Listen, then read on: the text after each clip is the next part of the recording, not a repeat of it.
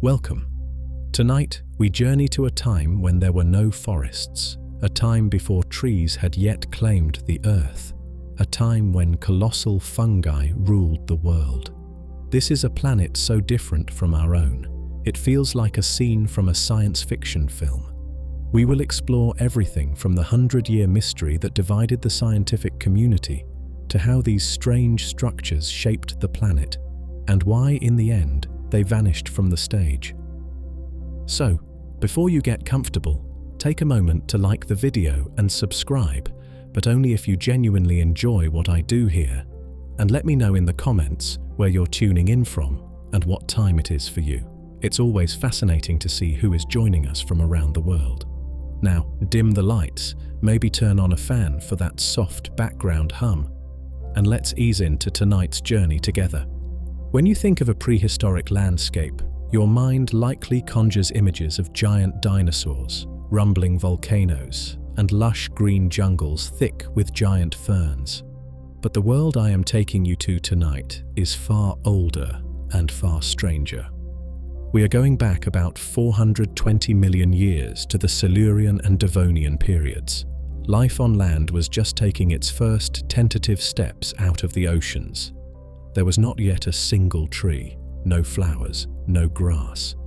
Instead, the landscape was punctuated by immense pillar-like structures stretching towards the sky, some of them towering over 26 feet or 8 meters high. They were not plants, and they were not animals. They were Prototaxites. These silent giants were the planet's first skyscrapers. For millions of years, they were the undisputed rulers of the terrestrial world. So what were they? How did these colossal beings survive? And more importantly, why can't we see a single one of them around us today? The mystery of this evening begins with the story of these silent kings of a lost world. To truly comprehend the world that awaited our silent giants, we must first zoom out, far out into the cold silence of space, and look upon our planet not as a familiar blue marble, but as a dynamic, slowly churning sphere of rock and fire. The Earth of the Silurian period was a world in motion, its very surface engaged in a slow-motion dance that had been unfolding for billions of years and would continue for billions more. This was the dance of the continents. The solid ground beneath our feet feels firm, permanent, a bedrock of stability. But this is an illusion, a trick of our fleeting human timescale. The Earth's crust is not a single, solid shell.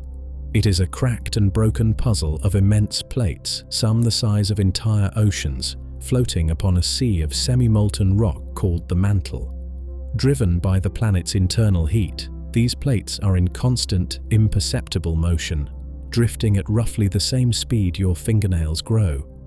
Over the vast expanse of geological time, this slow, relentless movement is a force of unimaginable power, capable of raising mountain ranges and swallowing entire oceans. 420 million years ago, this dance had arranged the world into a geography that would be utterly alien to us. In the southern hemisphere, the vast majority of the planet's landmass was fused together into a single, colossal supercontinent, Gondwana. Imagine it, the future lands of Africa, South America, Australia, Antarctica, and India all locked together in one continuous expanse, sprawling across the South Pole. It was a continent of immense scale, its interior a vast and arid desert, its edges washed by a global ocean. To the north, scattered across the warmer latitudes, floated the smaller continents. There was Laurentia, the ancient geological core of North America, Baltica, which would become Scandinavia and parts of Eastern Europe, and Avalonia, containing the future land of England. These landmasses were not yet joined, separated by a warm, shallow ocean known as the Iapetus, a body of water that would one day be crushed out of existence as these continents slowly ground their way towards each other. This arrangement of land and sea created a climate profoundly different from our own. With so much of the land clustered at the pole and a more open circulation of ocean currents, the temperature difference between the equator and the poles was much less extreme. The world was a greenhouse. There were no significant polar ice caps, and the global climate was, on average, much warmer and wetter. This was the physical stage, a world of slow, grinding continents, of shallow, warm seas, and a stable, greenhouse climate. It was a world of immense geological patience, a world where change was measured not in days or years, but in the slow, silent erosion of a mountain range over an eon. And it was upon this slowly shifting stage that life was about to perform its next great act. The dance of the continents didn't just shape the ground, it shaped the very air above it, creating a sky that would be as alien to us as the lands below. The alien nature of this ancient world wasn't confined to its sprawling continents and unfamiliar geography. It extended upwards, into the very air itself. If you could stand on a Silurian shore and gaze at the horizon, the sky you would see would be both familiar and deeply strange, a celestial canvas painted with a different palette of gases than our own. The atmosphere of this era was a thicker, heavier blanket wrapped around the planet. The most significant difference was the concentration of carbon dioxide, which was perhaps 10 to 15 times higher than it is today. This immense volume of CO2 was the engine of the planet's greenhouse climate, trapping the sun's warmth and creating that stable, balmy world. But it also changed the physical properties of the air. It would have felt denser, heavier in the lungs, and with this thicker air came a different quality of light. The sunlight filtering through this dense, CO2-rich atmosphere would have been subtly altered. The sky itself may have appeared a slightly paler shade of blue, and the light that reached the ground would have been softer, more diffused, as if the entire world was viewed through a thin, invisible veil. Sunrises and sunsets could have been spectacular, protracted events, the light scattering through the dense air to paint the clouds in lingering shades of orange and red. But the most striking difference in this ancient atmosphere was what it lacked in abundance: oxygen. Today, oxygen makes up about 21% of our air, a vital fuel for the fast-paced, high-energy life we know. Back then, it was a far scarcer commodity, perhaps holding at only 13 to 15%. This lower oxygen level meant that fire, as we know it, would have been difficult, if not impossible, to sustain. Wildfires were not yet a feature of the terrestrial world. The air was simply not flammable enough. This oxygen-poor atmosphere created a world without the scent of burning wood, without the haze of smoke, but it also placed a strict limit on the kind of life that could exist. High-energy, warm-blooded creatures were an evolutionary impossibility. The very air they would need to breathe had not yet been created. And so we must imagine the profound, almost sacred silence of this world. Stand again on that primordial landscape. The silence is not merely an absence of noise, it is a presence in itself. There are no birds to sing at dawn, no insects to drone in the midday heat, no amphibians to croak in the damp twilight. The rustle of leaves in a forest does not exist, for there are no forests. The snap of a twig underfoot cannot happen, for there is no wood to snap. The only sounds are the sounds of the planet itself, the low sigh of the wind moving across an uninterrupted expanse of rock, the distant rhythmic crash of waves against a lonely shore, the faint gurgle of a freshwater stream making its way through mineral-rich dust. Perhaps, on a stormy day, the deep rumble of thunder, a sound that would have been utterly terrifying in a world so accustomed to quiet. This was the world that awaited life's next great chapter. A world of slow continents, of strange light, of thick, unburnable air, and of an immense, unbroken silence. It was a tranquil, patient planet, a stage perfectly set for the arrival of life forms that moved at a geological pace, organisms that could thrive in the quiet and the calm. The first pioneers to truly claim this silent world would not be loud or fast or aggressive. They would be as quiet and as patient as the planet itself. But first, they had to emerge from the only place where life was truly flourishing, the cradle of the ocean. While the continents lay in a state of profound and silent slumber, the oceans were wide awake. In stark contrast to the barren land, the warm, shallow seas of the Silurian period were a theatre of explosive creativity, a world teeming with a strange and wonderful cast of characters. For hundreds of millions of years, this was where the story of life was being written, a complex narrative of survival, adaptation and diversification, all unfolding beneath the waves. Let us leave the silent, windy shores behind and sink beneath the surface. As we descend, the world transforms. The harsh, direct light of the alien sky softens, filtering down into a gentle, shimmering blue. The silence is replaced by the deep, ambient hum of the ocean, a constant, living soundscape. Here, gravity is a gentle embrace, not a crushing force, and life moves with a fluid, three-dimensional grace. The seafloor is a bustling metropolis. Trilobites, the undisputed masters of this domain, are everywhere. They are arthropods, distant relatives of today's insects and crustaceans, encased in intricate, segmented armor. Some are the size of your thumbnail, busily sifting through the soft sediment for microscopic meals. Others are giants of their kind, as large as a dinner plate, moving with a deliberate, armored confidence. They are the city's citizens, 1,000 different species with 1,000 different lifestyles, a dynasty that had already ruled the oceans for 100 million years. But this city has its predators. Gliding through the water with a sinister elegance are the Eurypterids, the great sea scorpions. They are not true scorpions, but they are no less formidable. With their long, segmented bodies, paddle-like tails and powerful front claws, they are the apex predators of these ancient seas. Imagine one emerging from the hazy blue, its multiple eyes scanning for prey, a swift and silent hunter in a world that had not yet evolved true jaws. Their presence would have created a constant underlying tension in this otherwise tranquil world. And amidst this world of invertebrates, a new kind of creature is making its quiet debut. These are the first fish, the ostracoderms. They bear little resemblance to the sleek, agile fish of today.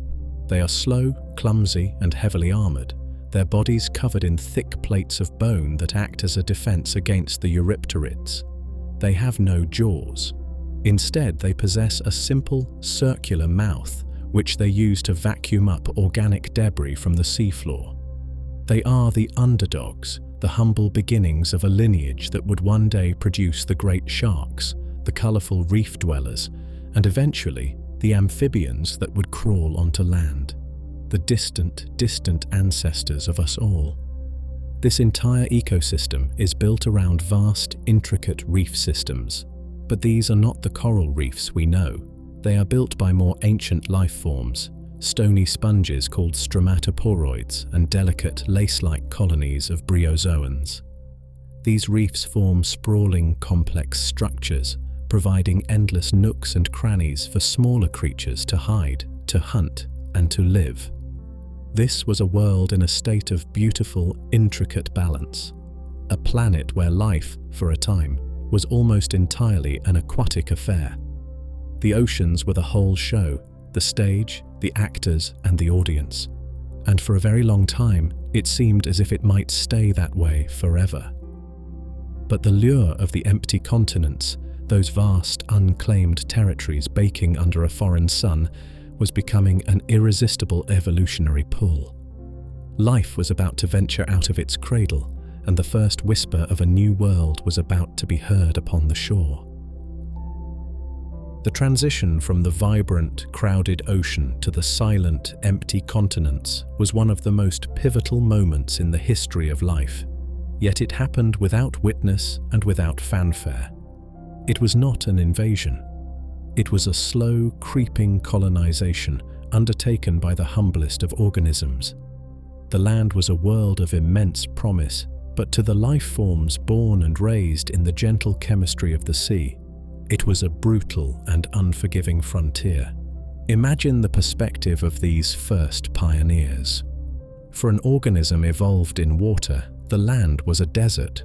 The most immediate threat was the air itself, a dry and thirsty medium that would pull the moisture from any exposed cell. Then there was the unyielding pull of gravity, a constant strain on bodies that had always known the effortless buoyancy of the ocean. And above it all was the sun, a source of life-giving energy, but also a source of unfiltered ultraviolet radiation, a relentless bombardment that could shred the delicate molecules of life. To survive here required a whole new biological toolkit. The very first to solve these problems were the microbes. For millions of years, the only significant life on the continents was a thin, living skin of cyanobacteria and other microorganisms. In any place with a hint of moisture, on the damp surfaces of rocks near a river, in the beds of ephemeral pools, these microbes would form dark, glistening mats. They were a simple, resilient form of life, creating their own protective biofilm to shield themselves from the sun and trap precious moisture. They were the true conquerors of the land, the silent, unsung heroes who began the slow work of transforming the planet. With every passing generation, their metabolic processes ever so slightly altered the chemistry of the rocks beneath them, the first step in the billion-year journey of creating soil. Following in their footsteps came the first organisms that we might recognize as plants. But these were not the complex, structured plants of our world. They were the bryophytes, the ancestors of modern mosses and liverworts. They were a masterpiece of simplicity, a green whisper on a rocky landscape. Lacking any internal plumbing to transport water or any rigid tissues to support themselves, they were bound to the ground, forming low, velvety carpets in the dampest places they could find. Picture a landscape near an ancient river. The higher ground is all bare rock and reddish dust, but down by the water's edge, a soft emerald green fuzz coats the stones. This is the new world taking hold. These moss-like plants have no true roots, instead anchoring themselves with tiny filaments called rhizoids. They cannot lift themselves towards the sun, so they spread outwards, creating a soft, spongy layer that is a marvel of water absorption, a living carpet that holds onto the morning dew with quiet tenacity. For a very long time, this was the state of life on land, a world of two textures, the hard, sterile rock of the drylands and the soft, damp green of the riverbanks. It was a horizontal world. Life spread outwards, but never upwards. Nothing reached more than a few inches high. The great drama of the terrestrial world was being played out entirely at ground level. This quiet, creeping green was the foundation. It was a promise of what was to come, a sign that life had gained a permanent foothold on the continents. But this humble, horizontal world was merely the opening act.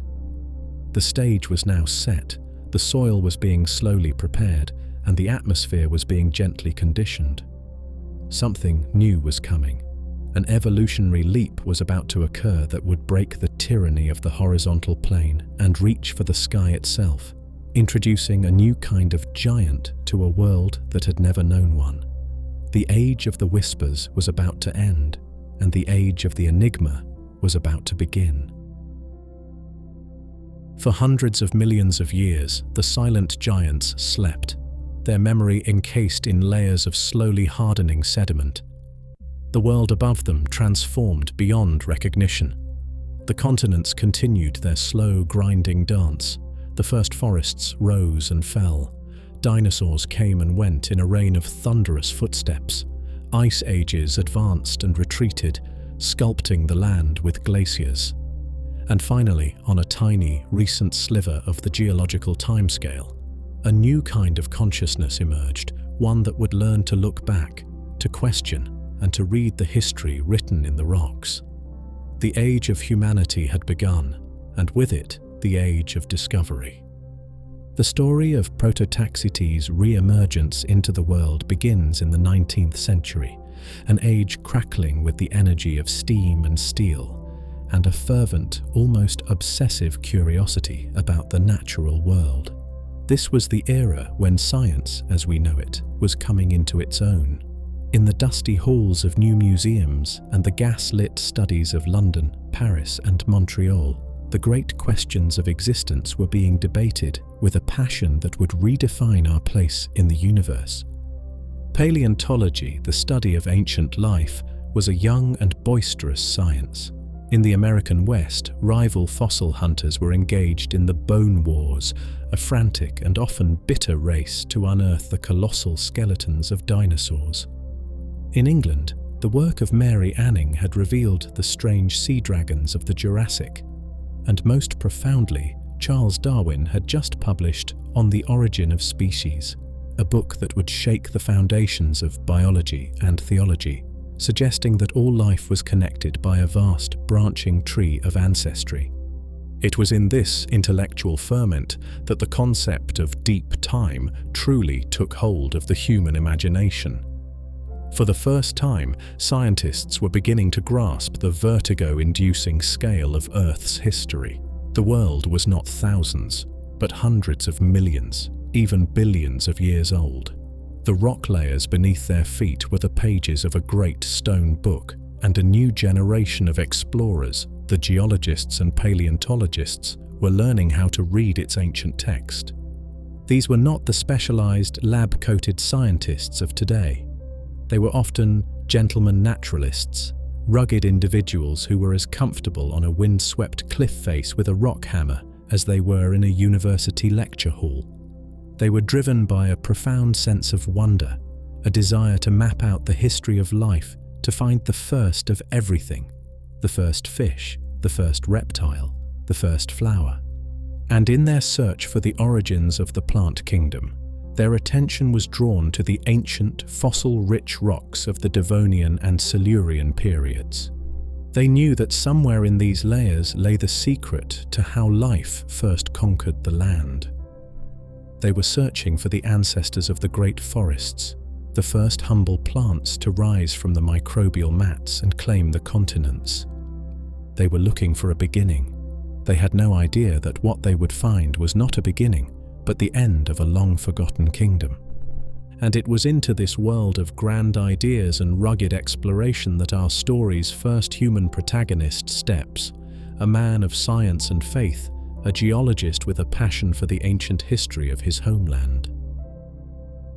Among the ranks of these pioneering Victorian naturalists, Sir John William Dawson was a towering figure, both in reputation and in intellectual stature. He was not a flamboyant fossil hunter in the style of the American bone rush. He was a quieter, more methodical man, a scholar whose life was dedicated to two great intertwined passions: his deep Christian faith and the geological story of his beloved Canada. Born in Nova Scotia in 1820, Dawson's connection to the earth was forged in his youth, exploring the fossil-rich coastlines and coal beds of his home. For him, geology was not a contradiction of his faith, but a confirmation of it. The rock layers were a testament to the Creator's grand, unfolding plan, a history book written in stone, and he saw it as his life's work to decipher its pages with care and reverence. By the mid-19th century, he had become the principal of McGill University in Montreal, transforming it into a world-renowned institution. But he was never truly content to remain behind a desk. Every summer, when the Canadian ice receded, he would leave the city behind and venture out into the wilderness, his geological hammer in hand, his mind alight with questions. His particular fascination was with the Devonian Period, an era he knew to be a crucial turning point in the history of life, the age of fishes, but also the age when life was first truly taking hold on land. He had a singular goal: to find the world's first forest, to find the ancestor of all the great trees that would one day cover the earth. He believed that such a discovery would be a monumental contribution to science and a profound glimpse into the planet's primeval past.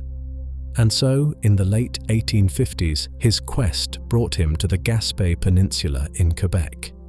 It is a place of rugged, dramatic beauty, where the northern end of the Appalachian Mountains crumbles into the cold, grey waters of the Gulf of St. Lawrence. Here, the cliffs are a geological library, their layers of Devonian sandstone and shale laid bare by the constant assault of wind and waves. Imagine him there, a distinguished, bearded figure in sturdy Victorian attire, standing on a wind-swept beach. The air is sharp with the scent of salt and cold rock. He is not looking for monsters or sea dragons. He is looking for the subtle, fossilized impressions of the most primitive plants. But what he finds is not subtle at all. There, embedded in a layer of sandstone, is something that stops him in his tracks. It is not a delicate frond or a small, moss-like patch. It is a colossal, trunk-like structure, thick and solid. As he explores further along the cliff face, he finds more of them. Some are scattered, broken pieces, but others are immense columns, petrified and ancient, clearly the remains of something that once stood tall and powerful. For Dawson, it must have been a moment of pure, unadulterated triumph. This was it. In a world where his colleagues were finding only tiny, ground-hugging plants from this era, he had found giants. He had found his first forest. It was a discovery that would place Canada and him at the very forefront of paleontological research. He carefully extracted samples, documented their position, and prepared to announce his monumental find to a world that was hungry for just such a revelation. He had found the beginning, or so he thought. With his discovery packed and his notes meticulously organized, Sir John William Dawson returned from the rugged shores of the Gaspé Peninsula to the esteemed halls of academia. The news he carried was electrifying. He prepared his papers for the scientific societies of London and Montreal, detailing his find and giving it a name that was both a declaration and a hypothesis: Prototaxites. The name itself was a statement of profound conviction. Protos, the Greek word for first, and taxus, the genus name for the yew tree. In Dawson's mind, he had found the first yew, the great ancestor of the coniferous forests that would one day dominate the planet. It was a logical, powerful, and deeply compelling conclusion. In a world just beginning to understand its own deep history, the discovery of the first giant tree was a landmark event. His initial announcements were met with excitement and acclaim. Here was tangible proof that large, complex plant life had conquered the continents far earlier than previously thought. Illustrations of the great fossil trunks were published, capturing the imagination of scientists and the public alike. For a time, Dawson's interpretation was the accepted truth.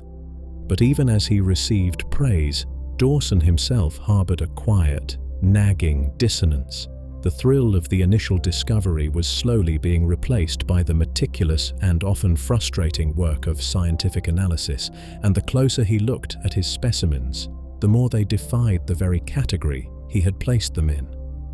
The grand and simple idea of a first tree began to unravel under the weight of its own contradictions. The first problem was the surface. A tree trunk has bark, a distinct protective outer layer, often textured and showing signs of growth. Prototaxites had none. Its fossilized surface was strangely uniform, marked by longitudinal ripples and grooves, but lacking any of the features one would expect from a woody plant. More perplexing still was the complete absence of any associated structures. A tree of such colossal size would have needed a vast canopy of branches and leaves to gather sunlight for photosynthesis. It would have needed a sprawling root system to anchor its immense weight and draw water from the earth.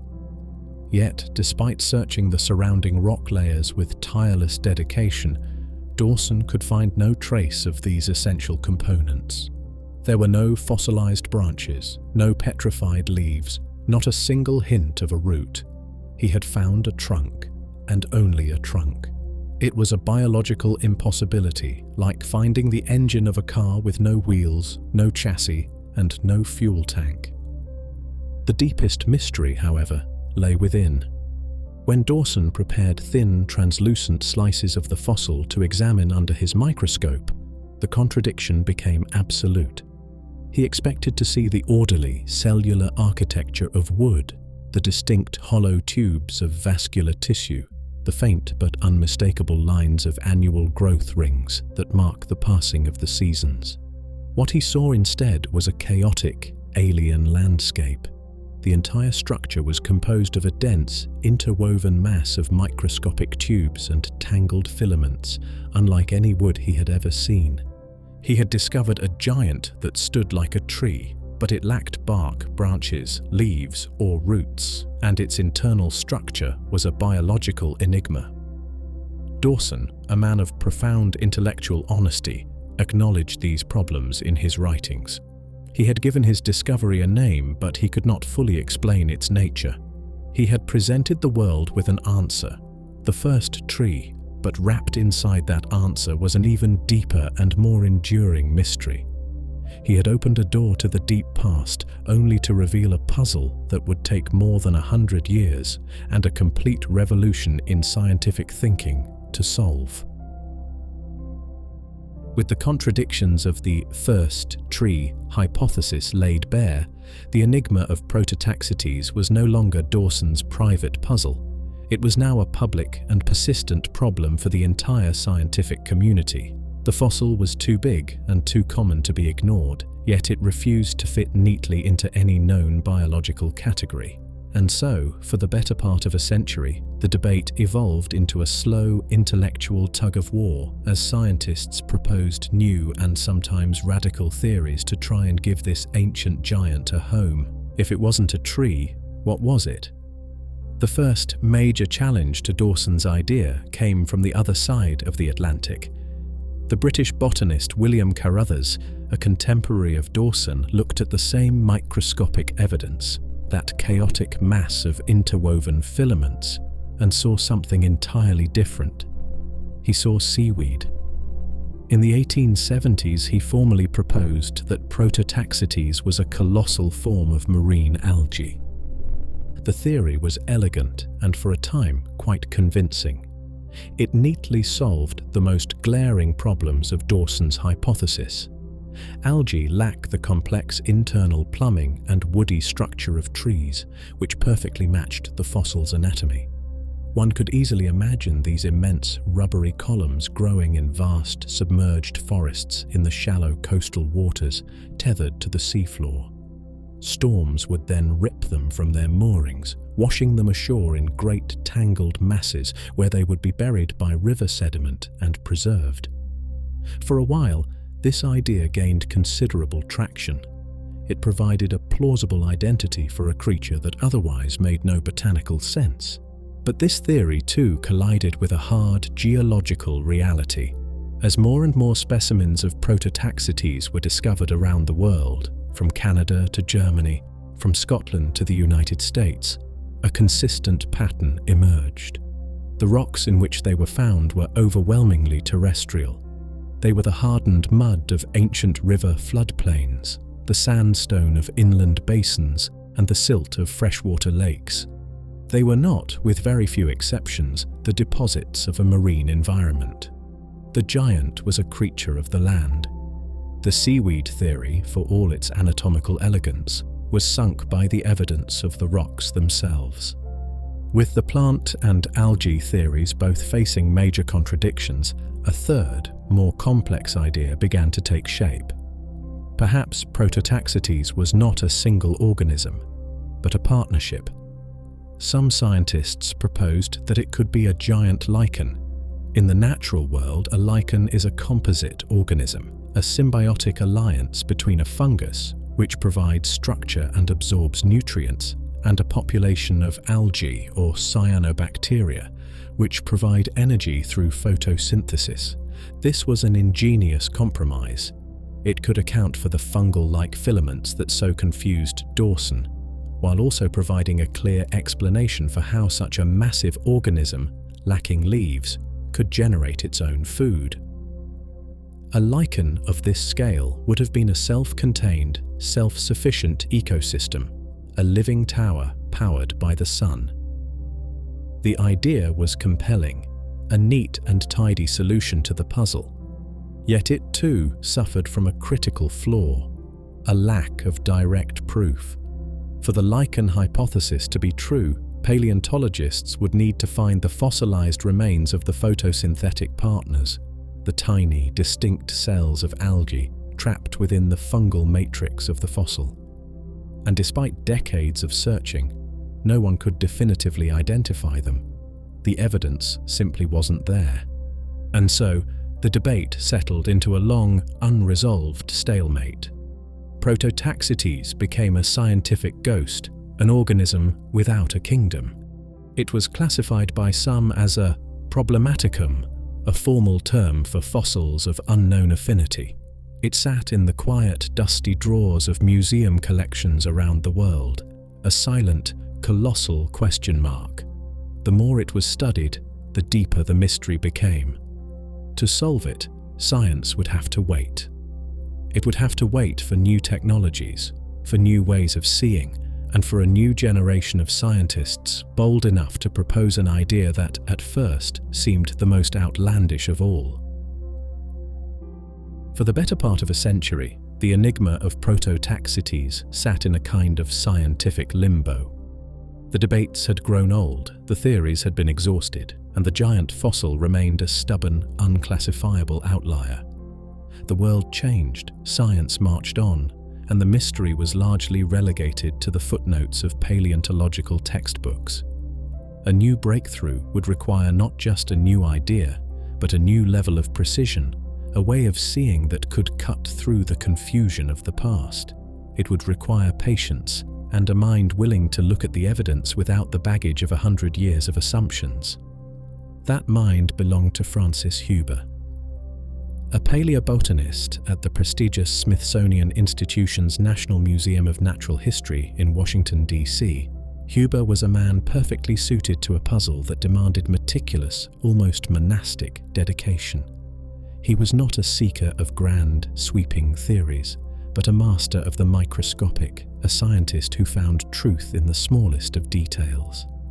In the latter half of the 20th century, Huber became captivated by this lingering, unsolved case. He felt that the entire century-long debate had been built on a flawed foundation. Scientists had been trying to force Prototaxites into a box it simply didn't fit: plant, algae, or a clumsy combination of the two. Huber decided to take a different approach. He would ignore the giant's overall shape. He would forget that it looked like a tree. He would set aside all the old arguments and simply look at the material itself, at the most fundamental level, and let it tell him what it was. He spent years engaged in this quiet, solitary work. In the labs of the Smithsonian, surrounded by one of the world's greatest fossil collections, he began to re-examine specimens of Prototaxites from all over the globe. He had an advantage that Dawson and his contemporaries could only have dreamed of: technology. Using advanced cutting and polishing techniques, he was able to prepare incredibly thin, almost transparent sections of the fossil. And the microscopes he used were far more powerful, capable of revealing the fossil's internal architecture with breathtaking clarity. He would spend countless hours hunched over the eyepiece, patiently scanning the petrified landscape within the stone. And there, under the bright, focused light of his microscope, the truth finally began to emerge. The chaotic tangle of filaments that had so baffled Dawson resolved into a clear, organized pattern.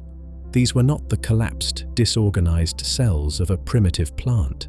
They were distinct, individual tubes, interwoven like threads in a colossal tapestry. They were, unmistakably, hyphae, the fundamental, thread-like building blocks of a fungus. He looked closer. He could see that these tubes were not seamless. They were divided by faint, perpendicular cross walls. These were septa, the internal partitions that separate individual cells in the hyphae of more advanced fungi.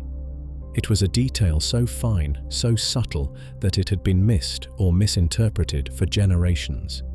This was not the anatomy of a plant. It was not the anatomy of an algae. It was, without a shadow of a doubt, the textbook anatomy of a fungus. After years of this painstaking work, Huber was certain. In 2001, he published his findings, and in doing so, he threw a grenade into the quiet halls of paleobotany. His conclusion was simple, audacious, and to many utterly unbelievable. Prototaxites was a fungus. Not a lichen, not a strange plant, but a true fungus, an ancient relative of the humble mushroom that had somehow achieved a size and form that defied all biological expectations.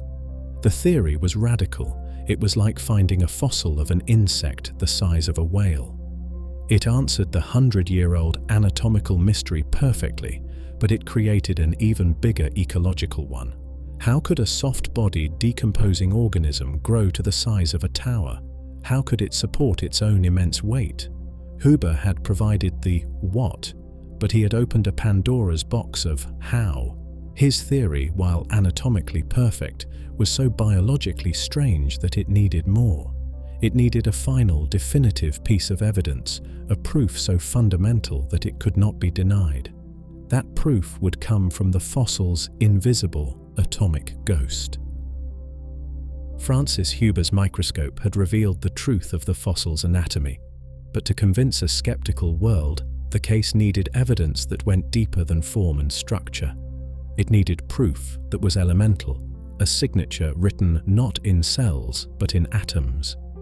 To find this, science would have to learn to read a language that is spoken by every living thing, a subtle chemical dialect that reveals not just what an organism was, but how it lived. This is the language of isotopes. To understand it, we must begin with the fundamental building block of life on our planet: carbon. Every living cell, from the smallest bacterium to the largest blue whale, is built upon a framework of carbon atoms.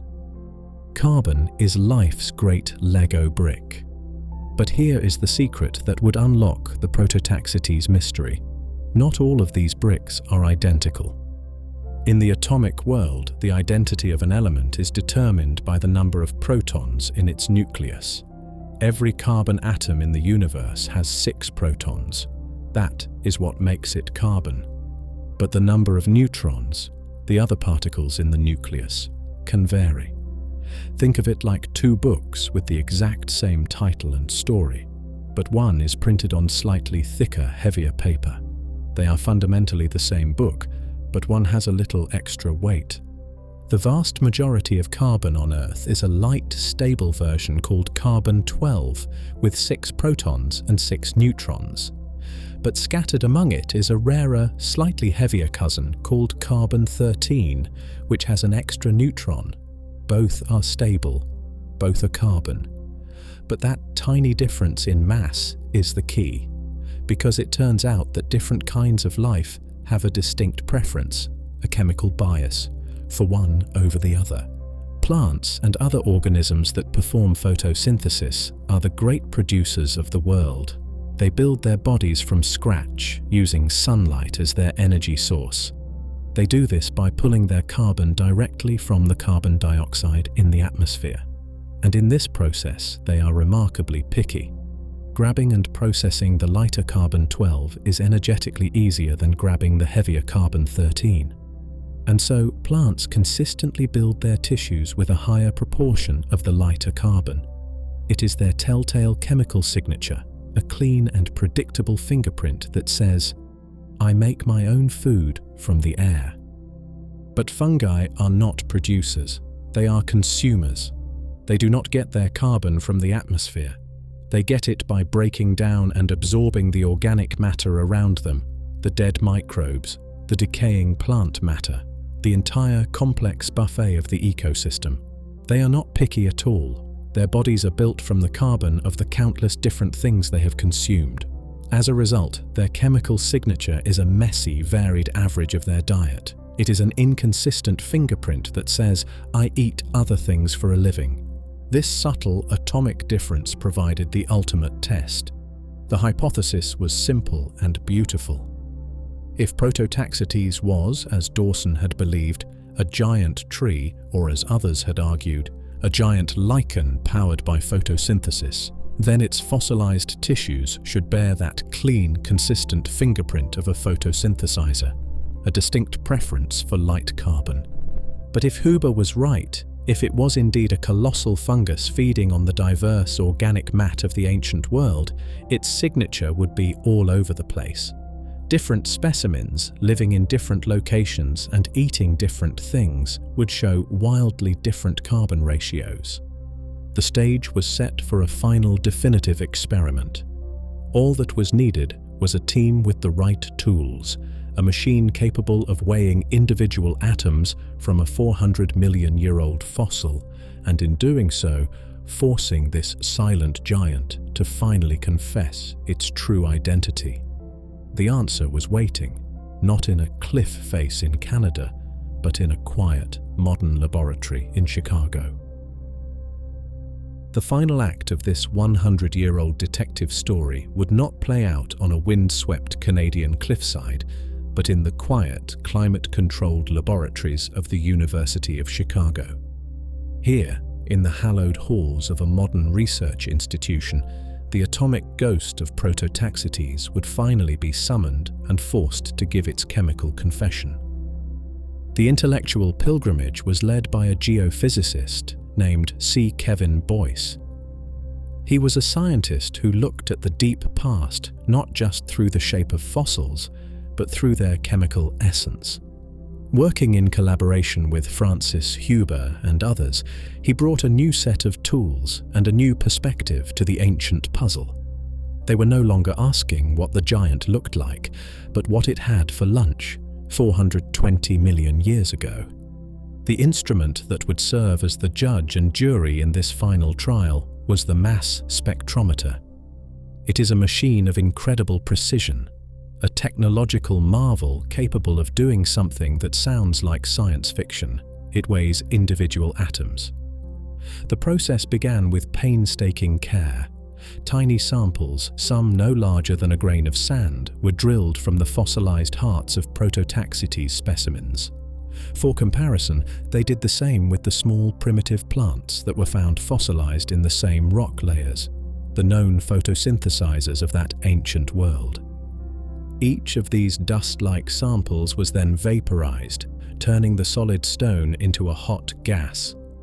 This gas was then injected into the spectrometer, where the atoms were zapped with an electric charge and accelerated down a long vacuum-sealed tube. At the end of this tube, a powerful magnet waited. As the charged atoms flew past, the magnet deflected them. And here is where the magic happens. The lighter carbon-12 atoms, having less mass, were easily pushed aside by the magnetic field, curving sharply. But the heavier carbon-13 atoms, with their extra neutron, resisted the push, curving more gently. At the other end, a sensitive detector counted each and every atom as it arrived, sorting them into two distinct piles based on their weight.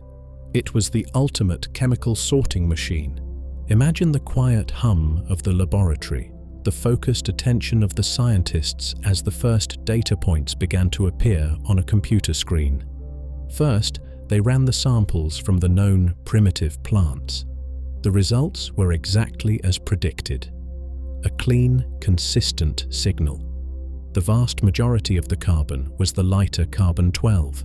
The plants were all speaking the same chemical language, the clear, unambiguous dialect of photosynthesis.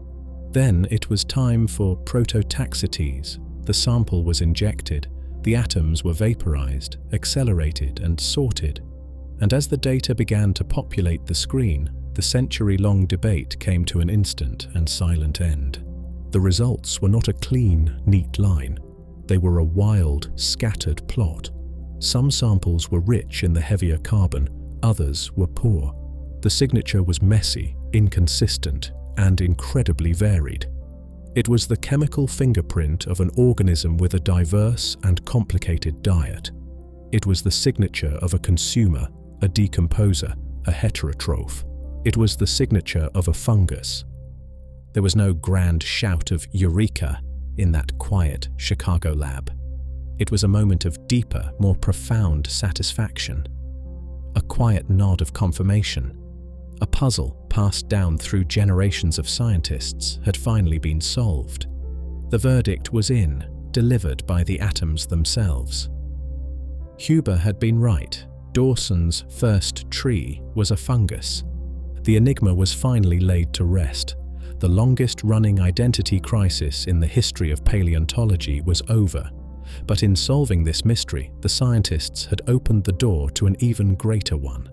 Now that they knew with absolute certainty what this thing was, they could finally begin to ask the most exciting question of all. In a world before trees, how did a fungus grow to the size of a giant? And what was it like to live in the age of its reign? The investigation was over. The exploration was about to begin. Now that the detective story is over and the identity of our giant is no longer in question, we can finally do what paleontologists dream of. We can leave the laboratory and the museum drawer behind. We can travel back across the immense ocean of time and step out onto the shores of the Silurian world to gaze upon this incredible organism not as a fossil, but as a living, breathing entity. Let us begin by simply appreciating its scale. Imagine yourself standing on the reddish, damp soil of that ancient landscape. The air is thick and still. Before you, a Prototaxites rises from the earth, a silent, monolithic column reaching for a sky that has never known the shade of a forest canopy. The average specimen was a giant in its own right, perhaps 15 feet tall, but the fossil record tells us of titans that towered over 26 feet or 8 meters into the air. This is taller than a modern-day giraffe. It is higher than a 2-story house. In a world where the vast majority of life was a green carpet no more than a few inches thick, this was a skyscraper. Its trunk, a solid pillar nearly 3 feet or 1 meter in diameter, would have had a presence that was absolute, a landmark that defined the horizon. As you walk closer, your curiosity draws you to its surface. You reach out a hand to touch it. It is not the rough, familiar texture of bark.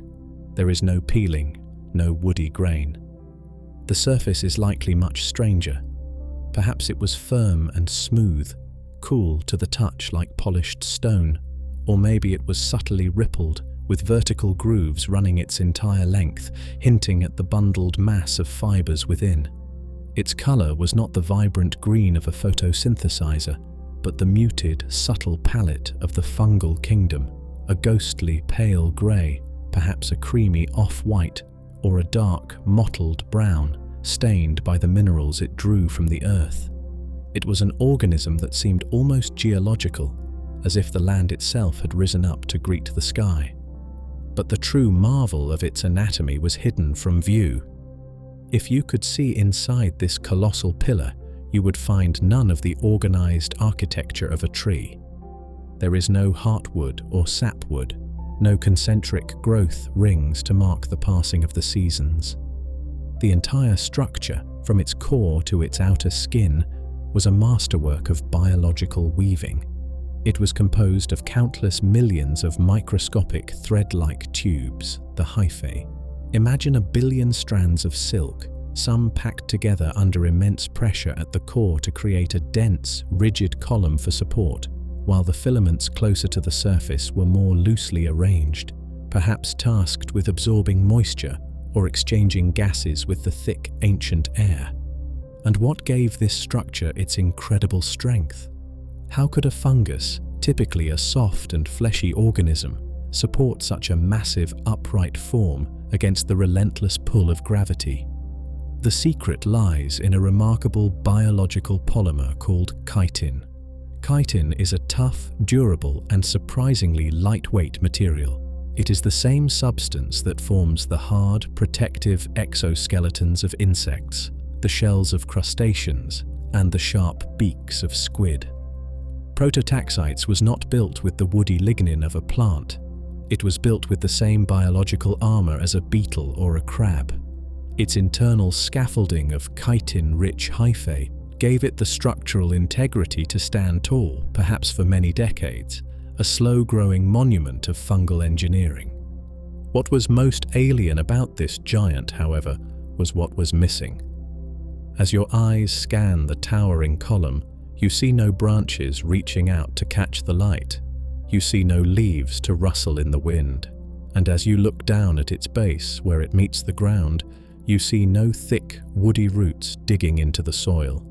A tree of this magnitude would need a vast, sprawling root system to anchor its weight. Prototaxites had something far stranger and far more extensive. It was merely the visible tip of a much larger, hidden empire. The true body of the organism was not the tower, but the vast, unseen network from which it grew.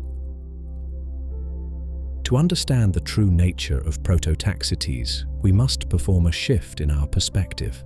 We must look past the colossal, towering pillar that stood so proudly in the ancient sunlight, because that pillar, for all its immense size and presence, was not the creature itself. It was merely its fruit. It was a monument built by a hidden kingdom, a periscope pushed up from a vast, unseen world that existed just beneath the surface of the earth. The real organism was the mycelium. This is a concept that is fundamental to the entire fungal kingdom, from the smallest puffball to our Devonian giant. When we see a mushroom in the forest today, we are only seeing its temporary reproductive structure like an apple on a tree. The true, living and enduring body of the organism is the tree itself, a sprawling, hidden network of fine, white threads called mycelium that weaves its way through the soil and decaying wood. Now, imagine this concept on a planetary scale. The mycelium of Prototaxites was not a small patch of threads. It was a subterranean empire. Beneath the silent reddish soil of that ancient world, a vast and intricate lacework of living threads spread outwards from the base of each giant column. These were the hyphae, gossamer-thin filaments, each one a microscopic tube of chitin, relentlessly and patiently exploring the world around them. This was the true body of the giant. This network was both its anchor and its engine. It was an organism that had no need for a mouth or a stomach, because the mycelium was both. As this living web pushed its way through the primitive soil, it secreted powerful digestive enzymes directly into its environment. These chemicals would seep into the surrounding microbial mats and the tissues of the first humble plants, breaking down their complex organic matter on the spot. It was a process of external digestion, the fungus turning the world around it into a nutrient-rich soup. Then, the very same hyphae that had released the enzymes would simply absorb this pre-digested meal, drawing sustenance up from the earth to fuel the slow, patient construction of the colossal pillar far above. The scale of this hidden empire is difficult to comprehend. The mycelial network of a single Prototaxites could have stretched for acres, a single sprawling consciousness woven into the very fabric of the land. It would have connected different parts of the landscape, a biological internet of the ancient world, sensing pockets of moisture, locating sources of nutrients, and slowly, deliberately, claiming its territory. It was a silent, creeping conquest that happened entirely out of sight. So when we picture that ancient landscape, we must remember that what was visible was only a fraction of the story. For every giant column we see reaching for the sky, We must imagine a corresponding kingdom spreading out beneath the earth, a hidden, living matrix that was the true source of its power. This unseen empire was the engine, the mind, and the body of the Titan. And the greatest question that remained for scientists was a simple one. What exactly was this vast and patient empire eating? The question of what fueled this hidden, subterranean empire is the key to understanding its long and successful reign. A biological engine of this magnitude would have required a tremendous and constant source of energy to build and maintain its colossal, skyward monuments. It was a consumer in a world with a very simple menu. Scientists have long debated the exact nature of its diet, a discussion that has led to two compelling and very different portraits of how this giant made its living. The first and most widely accepted theory casts Prototaxites as the ultimate decomposer. In this view, the giant was the planet's first great recycler, a patient and thorough consumer of the limited organic matter that the ancient world had to offer. Its food was the very foundation of the terrestrial ecosystem. The vast, dark, leathery mats of cyanobacteria that coated the damp soil and the low green carpets of primitive, moss-like plants. Imagine that vast mycelial network, not as a hunter, but as a slow, creeping chemical tide. As the hyphae spread through the soil, they were not searching for prey to attack, but for the dead and decaying remains of the world around them. Upon finding a patch of microbial mat or a decaying patch of bryophytes, the network would release its potent digestive enzymes. It was a form of digestion that happened entirely outside the body, a quiet, chemical deconstruction of its surroundings. The complex molecules of the dead microbes and plants would be broken down into simple, soluble nutrients, which the mycelium would then absorb with effortless efficiency. This strategy fits perfectly with the messy, varied carbon signature that was found in the Chicago laboratory. An organism feeding this way would be consuming a wide variety of other life forms, each with its own slightly different isotopic fingerprint. Its body would be a chemical mosaic of its entire environment, a perfect reflection of a generalist consumer.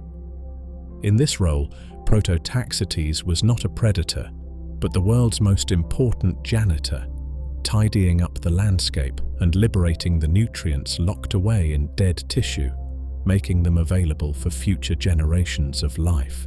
But there is another, more elegant and perhaps more speculative theory. This idea suggests that Prototaxites was not just a consumer, but a farmer.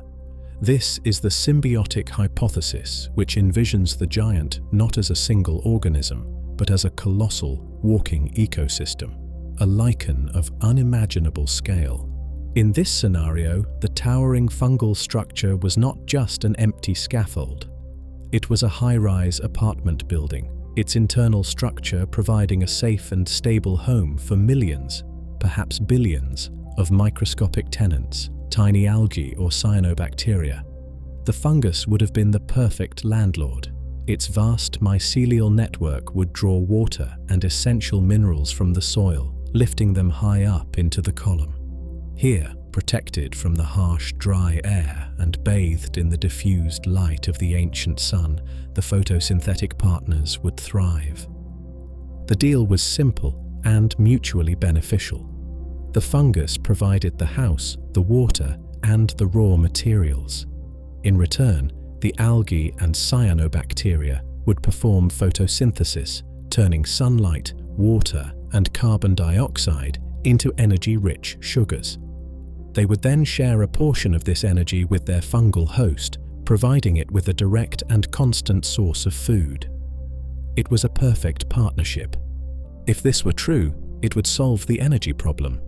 A giant of this size would have a reliable internal power source, a network of living solar panels woven directly into its own body.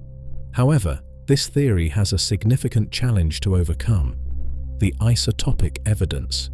A photosynthesizing organism, even one living inside a fungus, should still have that clean, consistent signature of a producer, and the evidence points to a consumer. Furthermore, despite decades of looking, no one has ever found the definitive fossilized remains of these algal tenants inside a Prototaxites fossil.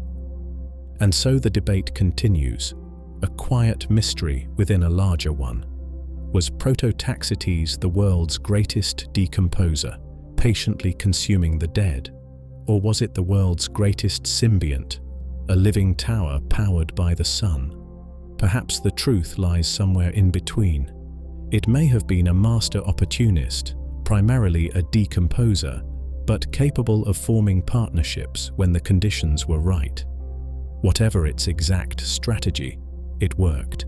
And it worked on a scale that is hard to comprehend, allowing it to dominate the silent landscapes of the ancient Earth for millions of years, living out its life in a slow, patient, and utterly alien way.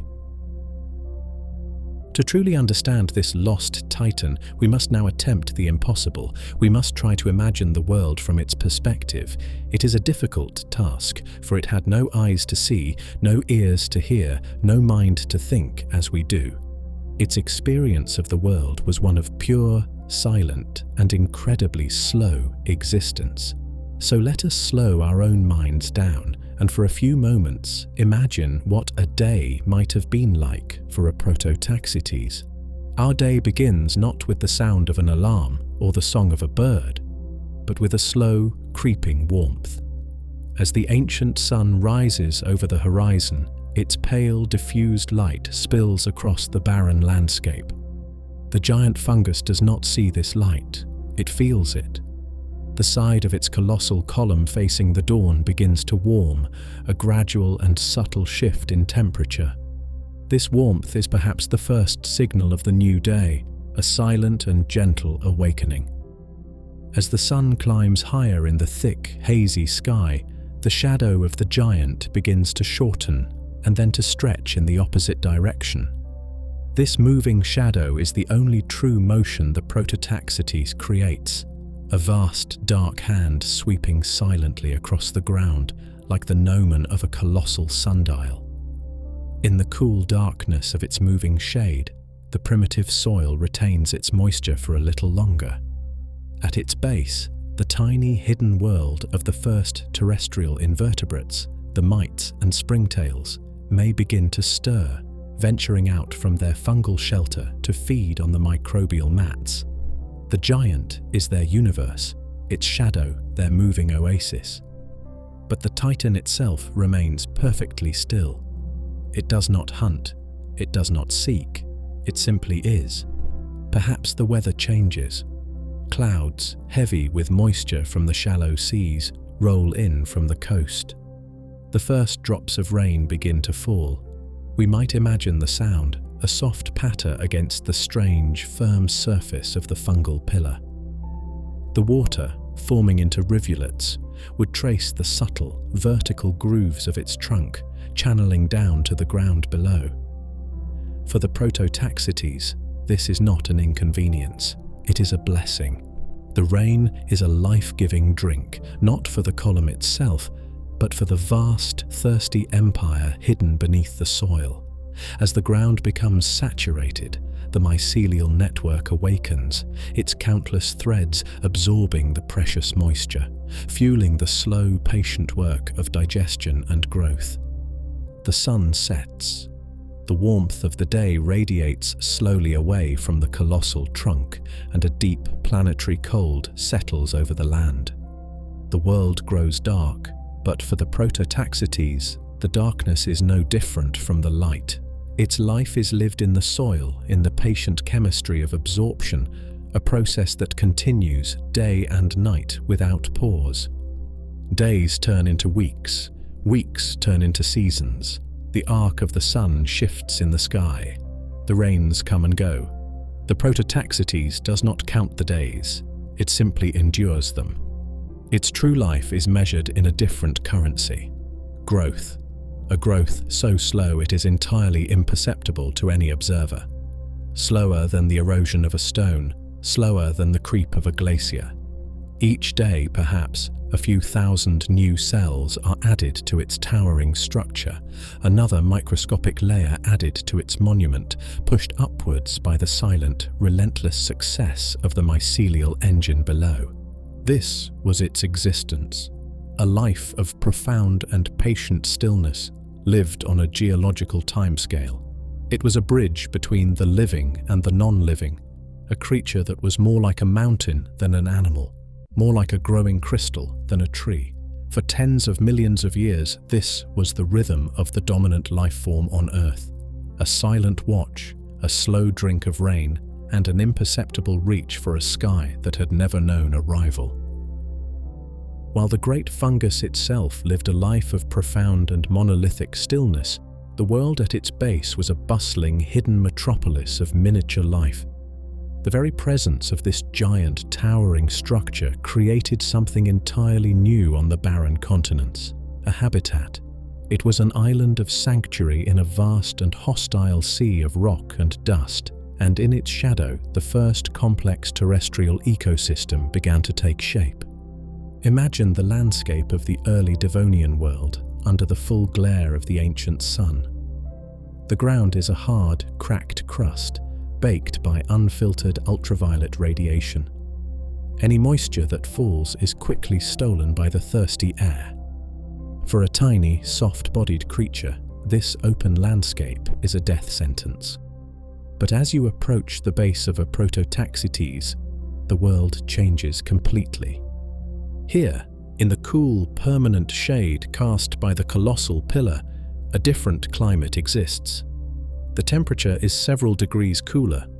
The harsh UV radiation is blocked, creating a safe zone from the damaging rays. Most importantly, the soil is dark and damp. The shadow slows evaporation, and the pillar itself may have channeled dew and rainwater down its trunk, creating a zone of persistent moisture. This was an oasis, a microenvironment radically different from the world just a few feet away. And this oasis was teeming with pioneers. These were the first terrestrial invertebrates, the first animals to truly make their home on land. They were the ancestors of today's insects and spiders, small but incredibly resilient arthropods. Among the most common were the collembolans, better known as springtails. Imagine them, minuscule six-legged creatures, using a spring-loaded appendage on their abdomen to leap through the damp soil, exploring their world in a series of tiny, explosive jumps. Alongside them were the first mites, arachnids no bigger than a pinhead, slowly and deliberately navigating the terrain of decaying organic matter. There may have been primitive centipede-like myriapods, the first multi-legged crawlers, hunting even smaller prey in the darkness of the fungal undergrowth. This was not a world of grand predators and dramatic hunts. It was a world of microscopic struggles and triumphs, a silent, intricate dance of survival happening entirely out of sight. What did this miniature city run on? The food web was simple but effective. The inhabitants likely fed on the rich buffet of organic material that collected at the giant's base. They would have grazed on the microbial mats that thrived in the dampness, consumed the decaying spores shed by the fungus, and perhaps even nibbled on the tough outer layers of the Prototaxites itself. And in turn, the larger mites and myriapods would have hunted the smaller springtails, establishing the first predator-prey relationships on land. Each Prototaxites was, in effect, its own self-contained world, an island of life. And across the continents, these islands were scattered like an archipelago, connected perhaps by spores traveling on the wind, or by the slow generational crawl of the creatures themselves. These fungal towers were more than just shelters, they were nurseries. They provided the stable, protected environment necessary for animal life to adapt to the immense challenges of the terrestrial world. The giant fungus stood indifferent, unaware of the complex drama unfolding at its feet. It was a silent, unintentional landlord, its very existence providing the foundation for an entirely new chapter in the story of life. It created the stage, and upon that stage, the first land animals took their first tentative steps. But the giant's role as an ecosystem engineer was not limited to the life it sheltered. Its greatest contribution was even more fundamental, an act of planetary creation that was happening slowly, silently, and invisibly right beneath its base. The legacy of a life form is not always measured in its dominance or its survival, but in the world it leaves behind. For Prototaxites, its greatest and most enduring legacy was not the memory of its towering form, but the very ground that was created beneath its shadow. It was a silent and unintentional architect, and its masterwork was the creation of one of the most precious substances on our planet: true living soil. To understand the scale of this achievement, we must first erase our modern idea of soil. When we think of soil today, we imagine a dark, rich, and fragrant loam teeming with worms and microbes, a substance that is a vibrant ecosystem in its own right. But the ground of the early Silurian world was nothing like this. It was not soil. It was regolith. It was the raw, sterile, and lifeless grit produced by the endless grinding of rock by wind and water. It was a world of mineral dust, sharp sand, and barren clay, a medium that could not hold water and offered little in the way of nutrients. Prototaxites changed everything, and it did so through a patient, two-part process of deconstruction and creation. The first act was chemical warfare on a geological scale. That vast, unseen mycelial empire, as it spread through the barren regolith, was not just a passive network, it was an active chemical agent. As the hyphae foraged for the scarce nutrients, they constantly secreted a cocktail of mild organic acids. These acids were a byproduct of their metabolism, but they had a profound effect on the world around them. They seeped into the microscopic cracks in mineral grains, patiently dissolving the stone, like a key turning a lock that had been rusted shut for eons. This slow chemical weathering liberated essential nutrients, phosphorus, potassium, iron, that had been trapped within the crystalline structure of the rock, making them biologically available for the first time. The fungus was, in effect, mining the planet's rocky crust, unlocking a hidden treasure trove of sustenance. But breaking down rock was only half the story. The true magic came in the second act, the gift of carbon. As generations of these giants lived and died, as the tiny creatures in their shadows completed their life cycles, their bodies, rich in the carbon they had accumulated, did not simply vanish. They decomposed. Their complex organic matter was broken down and woven into the mineral matrix of the ground. This was the birth of humus, the dark, spongy, life-giving component of all fertile soil. Imagine this process unfolding over millions of years, across entire continents, an endless, slow-motion cycle of growth and decay, constantly adding this precious carbon to the sterile dust. The ground itself began to transform. It was no longer just a collection of dead mineral particles. It became a living system. The addition of this organic matter gave it structure. It allowed the ground to breathe, to hold pockets of air and moisture.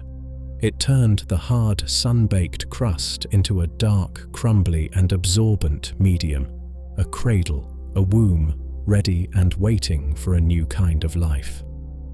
The Prototaxites was a planetary alchemist, turning stone into a substance that could nourish a kingdom. It did not do this with intention or foresight. It did it simply by living and by dying. In its long and quiet reign, it prepared the foundation upon which all future terrestrial life would be built. It created the rich, dark earth that would one day anchor the roots of the first great forests. But its influence was not confined to the ground beneath. This silent architect was also reaching upwards, shaping the very air, and in doing so was helping to set the stage for its own eventual decline.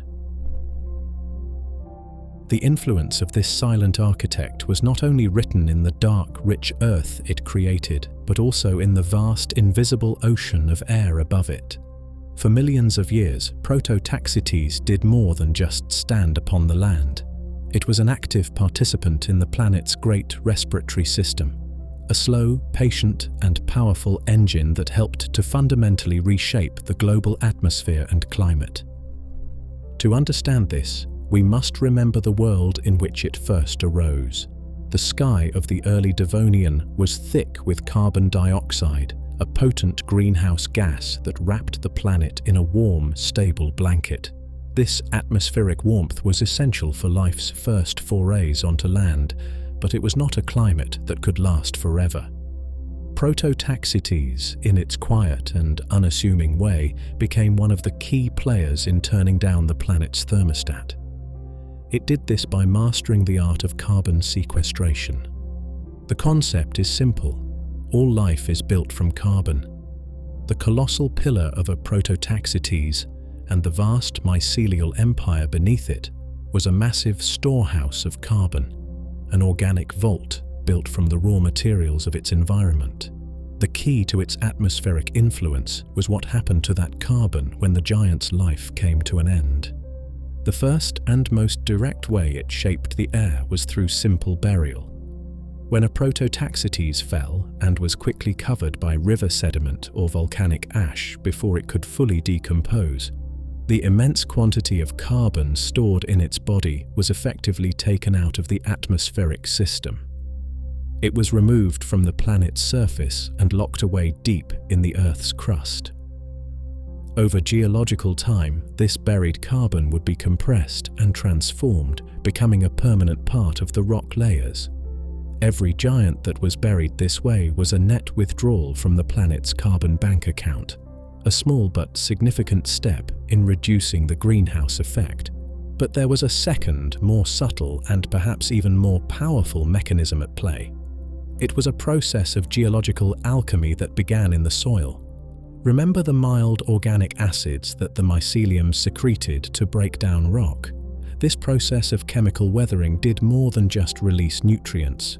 It also released minerals like calcium and magnesium into the groundwater. These minerals, once liberated from the stone, would embark on a long, slow journey carried by ancient streams and rivers until they finally reached the sea. And in the oceans, they became a crucial ingredient in a world-changing chemical reaction. The dissolved calcium and magnesium would react with the carbon dioxide that was dissolved in the seawater, forming new, stable minerals, calcium carbonate and magnesium carbonate. These are the building blocks of rocks like limestone and dolomite. This process pulled vast quantities of CO2 out of the ocean water, locking it away on the seafloor as new layers of carbonate rock.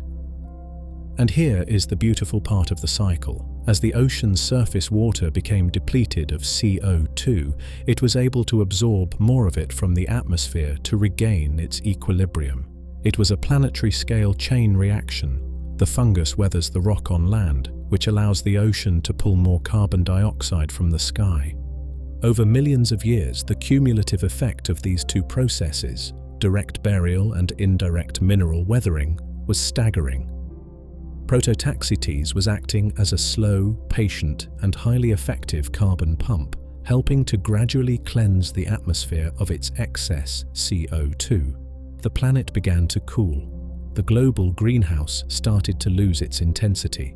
The climate, once uniformly warm, began to shift and differentiate, creating new weather patterns and new environmental pressures. The giant fungus was an unwitting terraformer. Without any intention, it was helping to create a world that was cooler, more dynamic, and richer in oxygen. It was engineering the very conditions that would favor the rise of a new and more vigorous form of life. It was preparing the stage for the first great forests, and in doing so, it was helping to write the next chapter in the story of life, a chapter that would ultimately bring about the end of its own long and silent reign. The world that Prototaxites had so patiently and profoundly shaped could not remain its exclusive kingdom forever. The deep, fertile soil it had helped to build, the milder, more stable climate it had helped to engineer, these were not the conditions of a permanent empire, but rather the perfect, prepared ground for a revolution. And that revolution, when it came, was not loud or violent. It was a silent, creeping, and inexorable conquest. A green tide that would rise from the damp riverbanks and ultimately wash over the continents. The fungal reign was about to give way to the age of plants. For tens of millions of years, the plant kingdom had been a humble and horizontal affair, a world of ground-hugging mosses and liverworts. But deep within the code of life, a series of profound biological innovations were being perfected, new weapons that would allow plants to solve the great challenges of terrestrial life in a new and radical way. Once unleashed, these evolutionary tools would trigger a burst of creativity that would change the face of the planet forever. The first and most fundamental breakthrough was the invention of a dedicated internal plumbing system. These were the vascular tissues, xylem and phloem. Imagine a plant as a city. The xylem was its water main, a brilliant network of reinforced hollow tubes designed for one purpose: to defy gravity. It could pull water and dissolved minerals up from the ground with incredible force, transporting this life-giving fluid from the deepest soil to the highest point of the plant. Its counterpart, the phloem, was the city's nutrient grid, a delicate system of living cells that transported the sugary energy produced in the sunlit parts of the plant down to the parts that lived in darkness, like the roots. This biological pipeline was a game changer.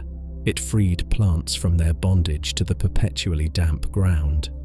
They could now live in drier places, drawing water from deep reserves and lifting it high into the air. But a plumbing system is useless without a strong building to house it. The second innovation was a substance of incredible strength and rigidity: lignin. Lignin is a complex polymer, a form of biological concrete. When plants learned to produce it, they could infuse it into their cell walls, turning soft, pliable tissues into hard, resilient wood. This was the key to growing tall. Lignin provided the structural support necessary to build strong, self-supporting stems and trunks. With lignin, plants could finally break free from the horizontal plane and begin a great arms race towards the sky, each one striving to reach the most valuable resource of all: direct, unfiltered sunlight. To anchor these new, towering structures and feed their thirsty vascular systems, a third weapon evolved: the true root. Unlike the gentle, absorptive mycelium of a fungus, roots were aggressive and invasive.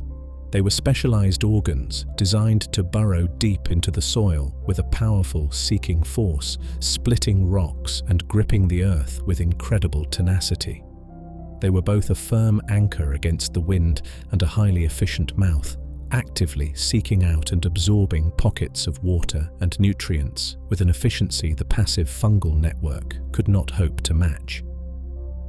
Finally, to power this entire magnificent engine, the plant kingdom perfected the ultimate solar panel: the leaf. What had begun as simple, flattened stems gradually evolved into broad, intricate, and highly varied surfaces, each one a miniature factory floor exquisitely designed to maximize the capture of sunlight. Packed with chlorophyll, each leaf was a marvel of biochemical engineering, turning light, water, and air into the fuel that would power the entire green revolution. With this new arsenal, internal plumbing, woody reinforcement, aggressive roots, and solar panels, the plant kingdom was no longer a humble subject. It was an army on the march, armed for the complete conquest of the continents. The quiet, slow, and stable world of the fungal giants was about to face a new and disruptive force, one that would not only compete with it, but would ultimately render its long and successful reign obsolete. The weapons of the Green Revolution were forged. The biological toolkit of lignin, roots, leaves, and vascular tissue was now in place.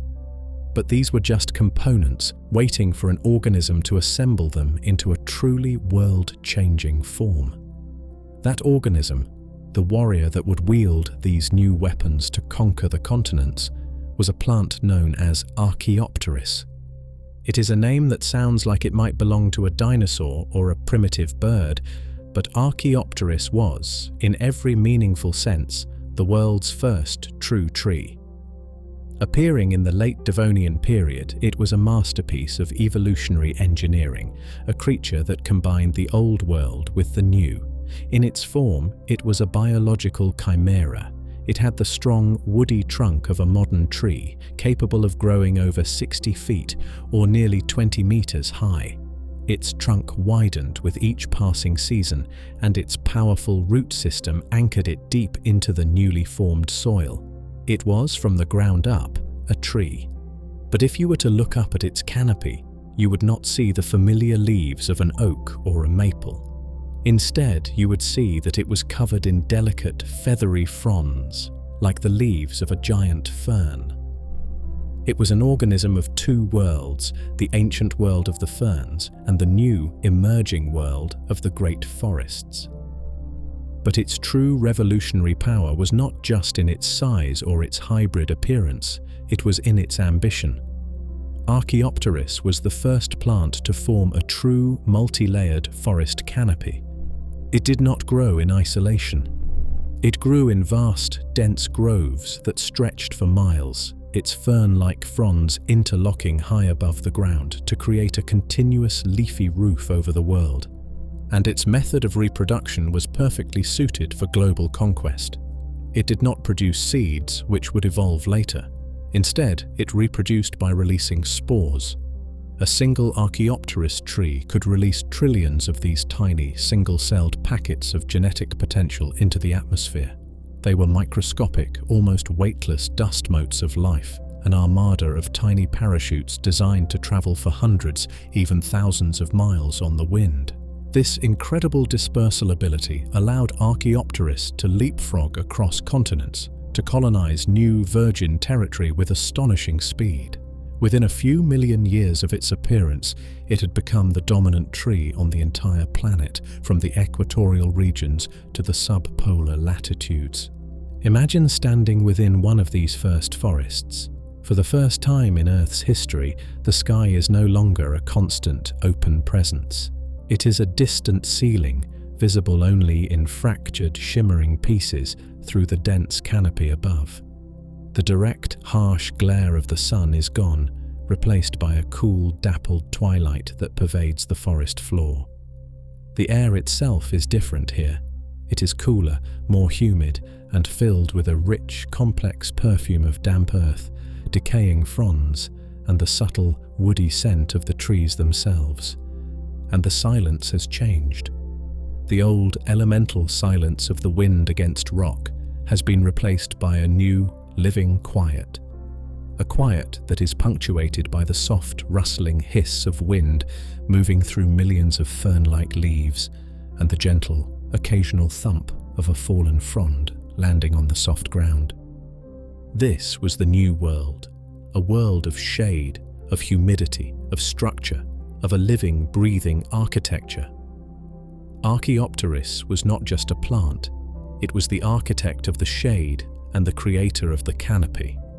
It built an entirely new kind of habitat, a world that was perfect for the continued evolution of plant life and the animals that would one day live among them.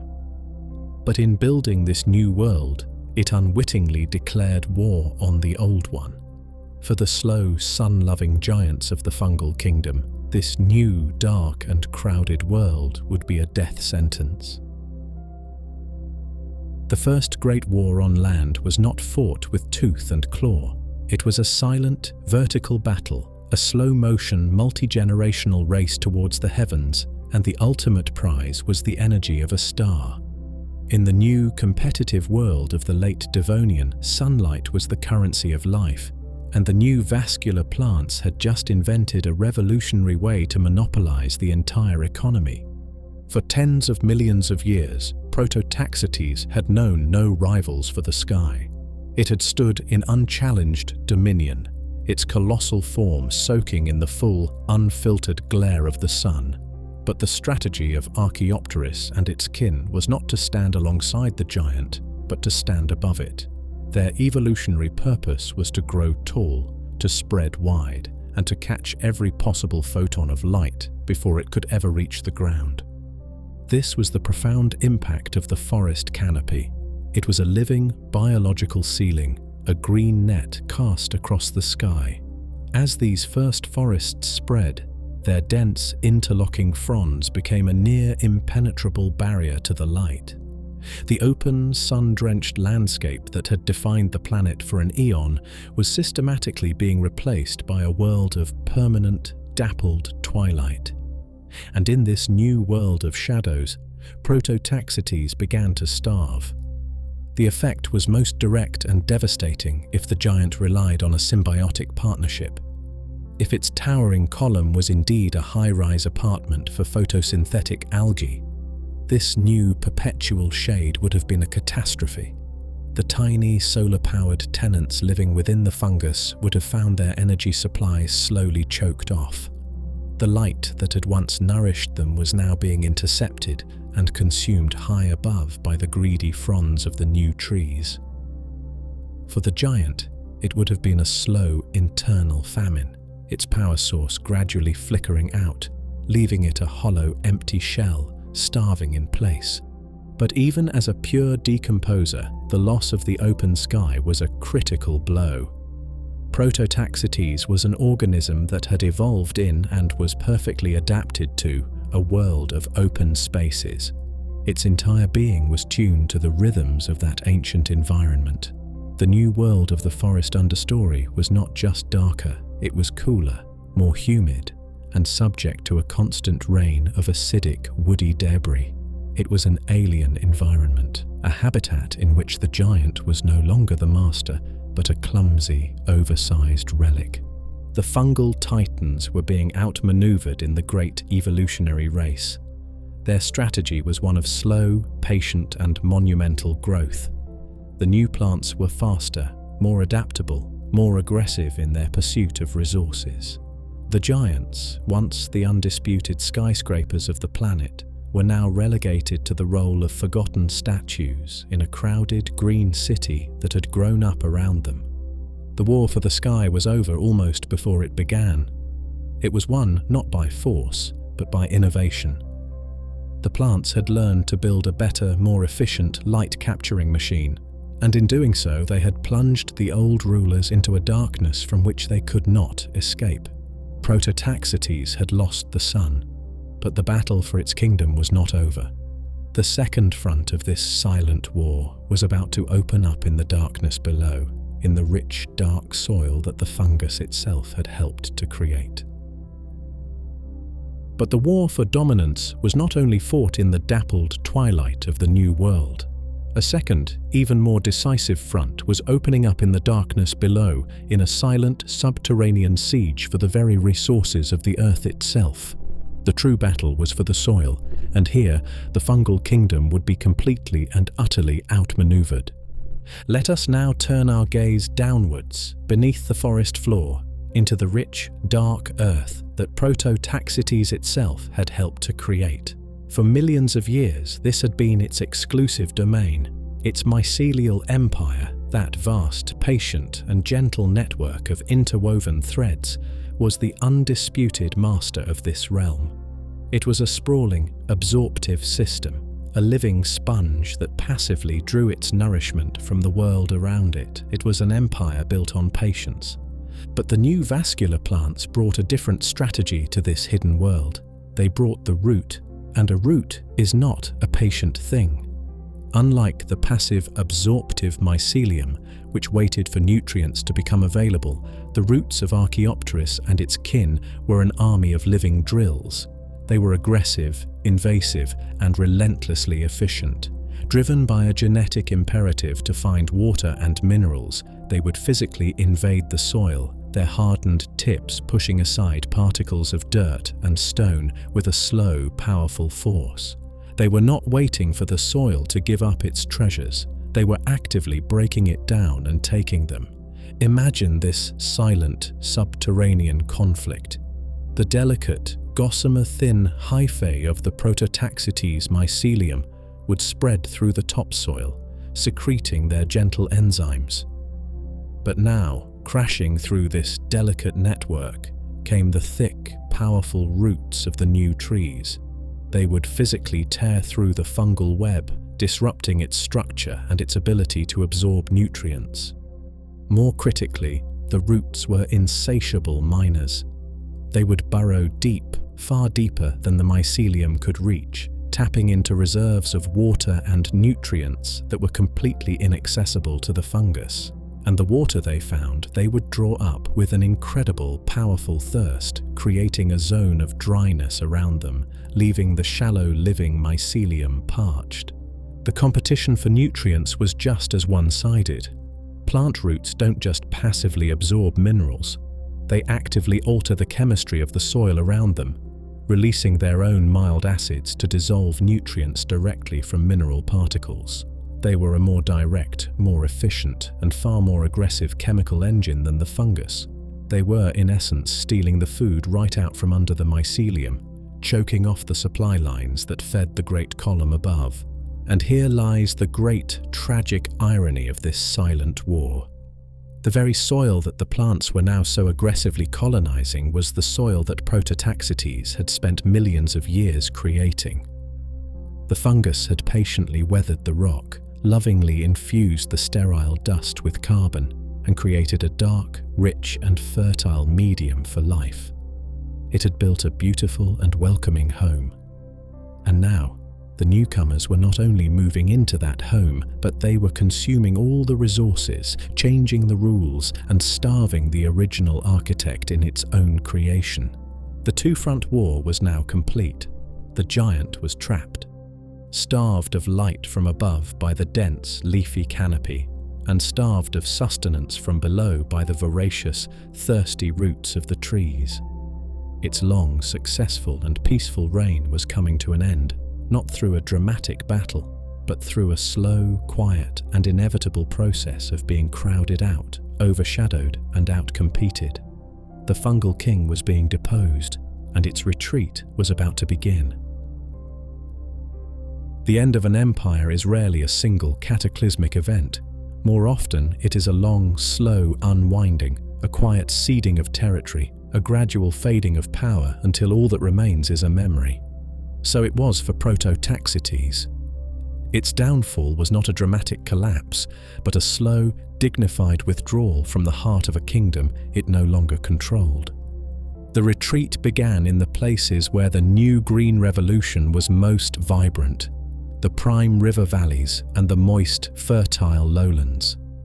These were the palaces and the capitals of the old fungal empire, the very lands that Prototaxites had spent millions of years conditioning. But now they were the beachheads of the plant invasion. Here, the Archaeopteris forests grew tallest and thickest, their canopies forming an impenetrable roof, their roots drawing deeply from the rich, damp soil. In these places, the fungal giants simply could not compete. They were starved of light and starved of nutrients, and one by one, they began to disappear from their ancestral heartlands. The retreat was a strategic withdrawal to the margins of the world. As the forests claimed the lush center, the last populations of Prototaxites found refuge in the lands the trees had not yet conquered. They were pushed into the rocky, windswept uplands, where the soil was too thin and poor to support a dense forest. They clung to existence in the drier inland plains, where the lack of constant moisture gave them a fighting chance against the thirsty roots of the trees. These were the last, lonely fortresses of a fading kingdom. But the giants that survived in these marginal lands were likely not the proud, colossal titans of the Golden Age. They were a diminished people. Struggling for scarce resources in a harsher environment, they were probably smaller, more stunted, their growth slower and more arduous. They were no longer the undisputed rulers of the landscape. They were survivors clinging to the edges, a shadow of their former glory. Imagine the scene. A vast green sea of the first forests covering the lowlands, and high above, on a rocky ridge, a few scattered grey columns stand against a foreign sky. They are relics, living fossils in their own time, looking out over a world that has moved on without them. The wind that whistles past them now carries the new scent of damp wood and decaying fronds, a constant reminder of the green empire that has replaced their own. But even these last refuges were not safe forever. The relentless engine of evolution continued to turn. The plants, in their turn, continued to adapt, developing better root systems for poorer soils, greater drought resistance, and more efficient ways to live.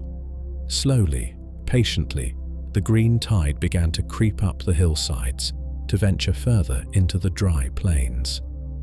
The last sanctuaries of the fungal giants began to shrink, and so, somewhere on a forgotten continent, in the fading light of the late Devonian Period, the very last Prototaxites completed its long, slow life. It had stood for decades, perhaps a century, a final, lonely monument to a lost world. And then, its internal structure failing, it toppled over, crashing to the ground with a silent, muffled thud. There was no one to witness its fall, no creature to mark the end of a reign that had lasted for 30 million years. It was simply over. The king was gone. The world now belonged entirely to the trees. The twilight of one empire had given way to the dawn of another. The fall of the last Prototaxites was not an end, but a transformation. An entire ecological order had vanished, but the world does not tolerate a vacuum. The victory of the forests was so absolute, so total, that it tipped the entire planet into a new and unprecedented state of being. The world that followed the fungal reign was, in its own way, even stranger and more alien than the one that came before. This was the Carboniferous Period, an age of steam, swamps, and giants of a very different kind. The engine of this transformation was the very success of the trees. The vast global forests of Archaeopteryx and its successors were, in effect, a new set of lungs for the planet, and they were breathing in a way the world had never experienced.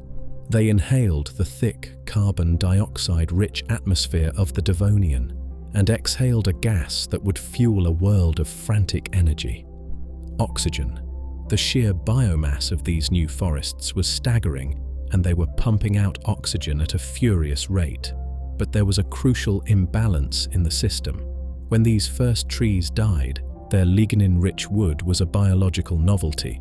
The decomposers of the time, the bacteria and the remaining fungi, had not yet evolved the complex chemical toolkit needed to efficiently break down this tough, resilient wood. As a result, when the trees fell, they did not fully rot.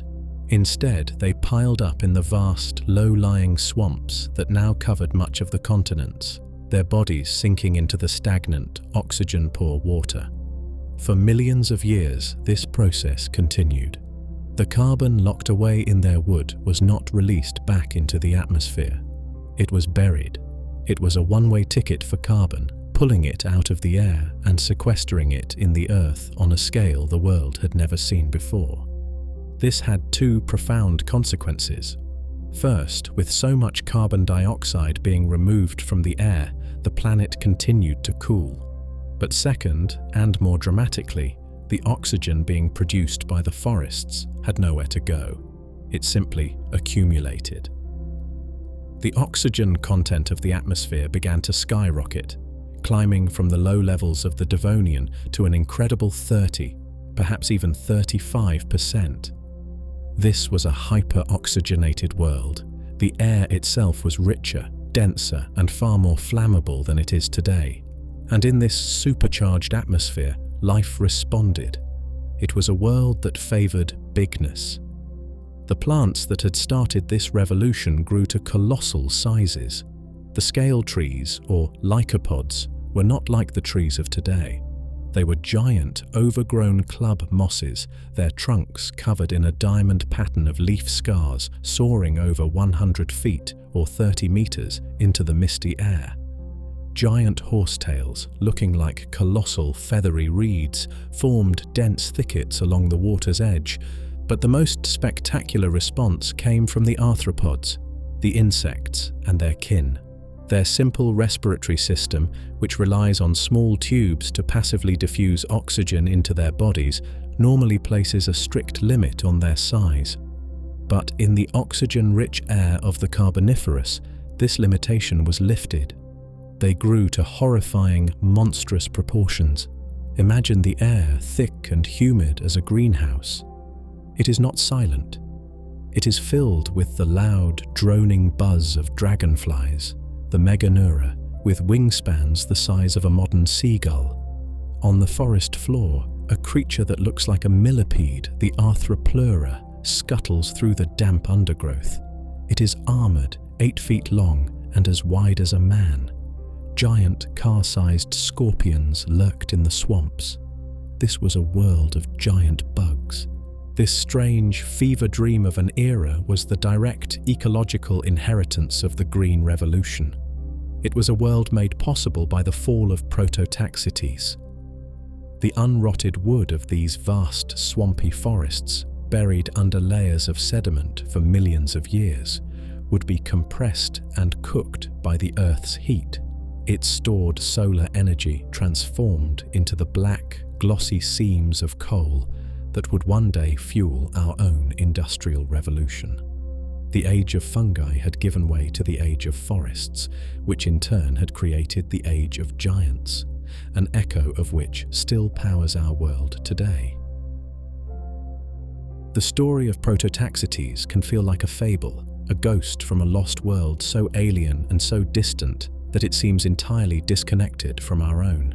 A fungus the size of a tower, a silent king in an age before trees. It is easy to imagine it as a singular marvel, a biological experiment that was tried once and then abandoned by evolution forever. We are comfortable with the idea of giant trees and giant whales, but the concept of a giant fungus feels like a violation of the natural order. It feels like an anomaly. But what if I told you that our world still has fungal giants? What if I told you that the largest known living organism on the entire planet is not a blue whale, nor a giant sequoia, but a fungus? The titans of the fungal kingdom did not vanish with the Devonian. They simply changed their strategy. They went underground. To find this modern giant, we must travel to the Malheur National Forest in the Blue Mountains of eastern Oregon. Here, beneath the quiet, pine-scented floor of a temperate forest, lives an organism of almost unbelievable scale. It is a single, genetically identical individual of the species Armillaria ostoyi, more commonly and affectionately known as the humongous fungus. To a casual hiker, the only visible sign of this behemoth is utterly unremarkable. In the autumn, small clusters of honey-colored mushrooms may sprout from the base of dead or dying trees. These mushrooms are the fungus's fruit, its ephemeral reproductive bodies, no more significant than an apple on a branch. But the tree itself, the true body of the organism, is a hidden, sprawling colossus. It is a single, continuous mycelial network, a vast, interconnected web of black, shoelace-like threads and delicate white hyphae that permeates the soil. And it is immense. This one individual covers an area of nearly 4 square miles, or over 2,000 acres of forest. To walk from one end of this single organism to the other would take hours. Scientists estimate that it is somewhere between 2,000 and 8,000 years old, a silent, slow-growing consciousness that has persisted in this forest since the time of the ancient Egyptians.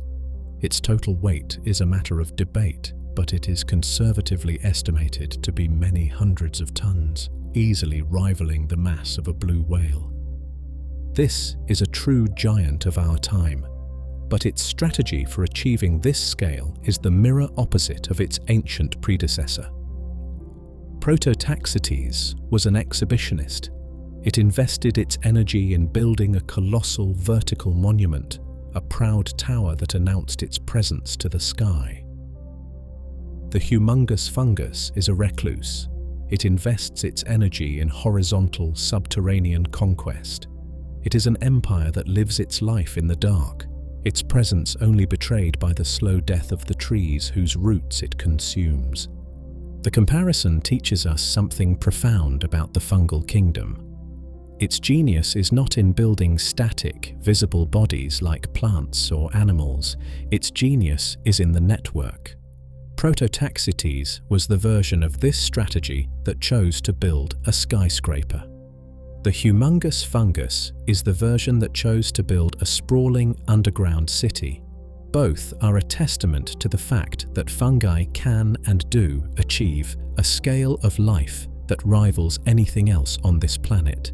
The silent giants of the Devonian are gone, but their legacy, their fundamental strategy of achieving bigness through the patient, relentless growth of a hidden network, is still with us. Prototaxites was not an anomaly. It was simply the first grand statement made by a kingdom that has always understood that true power and true endurance often lies in the world that we cannot see. And the importance of this hidden kingdom, it turns out, goes far beyond the mere spectacle of its size. The humongous fungus of Oregon does more than just challenge our definition of a giant. It serves as a profound reminder that the fungal kingdom, the same ancient lineage that produced Prototaxites, is not a curious footnote in the story of life. It is, and has always been, one of its central pillars. It is a hidden kingdom, a silent and sprawling empire whose influence is so deeply woven into the fabric of our world that without it, the entire tapestry would unravel. Their most fundamental role is the one we are most familiar with, yet it is a job of such colossal importance that it is difficult to overstate. Fungi are the planet's great decomposers, its silent and tireless recyclers. Every leaf that falls in an autumn forest, every tree that crashes to the ground, every creature that breathes its last, all of it represents a temporary debt. The nutrients and the carbon locked away in their dead tissues must be returned to the system, or the cycle of life would grind to a halt. The world would, quite literally, be buried under its own dead. It is the fungi that prevent this. Their hidden mycelial networks are the planet's digestive system, secreting a powerful cocktail of enzymes that can break down the toughest materials in nature, including the resilient lignin and cellulose of wood. They are the only organisms that can effectively dismantle a fallen forest. In their quiet, patient work, they liberate the essential elements, the carbon, the nitrogen, the phosphorus, and return them to the soil, making them available for the next generation of plants. They are the bridge between death and new life, but their role goes far beyond mere recycling. They are also the great connectors. In almost any healthy forest on Earth, a vast and intricate conversation is happening just beneath the surface, a conversation held in the language of chemistry. This is the mycorrhizal network, often called the Wood Wide Web. It is a symbiotic partnership between the mycelia of fungi and the roots of plants. The hyphae of the fungus are far finer than any plant root, and they can explore the soil with a microscopic precision. They act as a vast extension of the plant's own root system, reaching out to find pockets of water and essential minerals like phosphorus that the plant could never access on its own. In return for this mining service, the plant, through its roots, provides the fungus with a constant supply of energy-rich sugars, the products of its photosynthesis. It is a subterranean marketplace, a biological internet where resources are exchanged for the mutual benefit of all. Through this network, trees can share nutrients, send chemical distress signals about insect attacks, and even nurture young seedlings growing in the deep shade of the understory. The forest is not a collection of individual trees competing for resources. It is a single superorganism, connected and sustained by its hidden fungal partners. The very existence of the great forests we know today is made possible by this ancient, unseen alliance. And the influence of this hidden kingdom has reached directly and profoundly into our own human story. It was a simple mold, a fungus of the genus Penicillium, that gave humanity one of its most powerful tools against disease. Alexander Fleming's accidental discovery of penicillin was the discovery of a fungus's chemical weapon, a substance evolved over millions of years to fight off bacterial competitors. It has saved countless millions of lives. The yeasts that allow our bread to rise and our wine to ferment are fungi. The humble mushroom on our plate is the fruit of this same sprawling kingdom.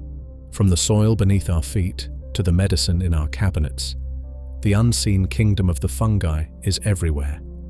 It is the recycler, the partner, the healer, and the connector.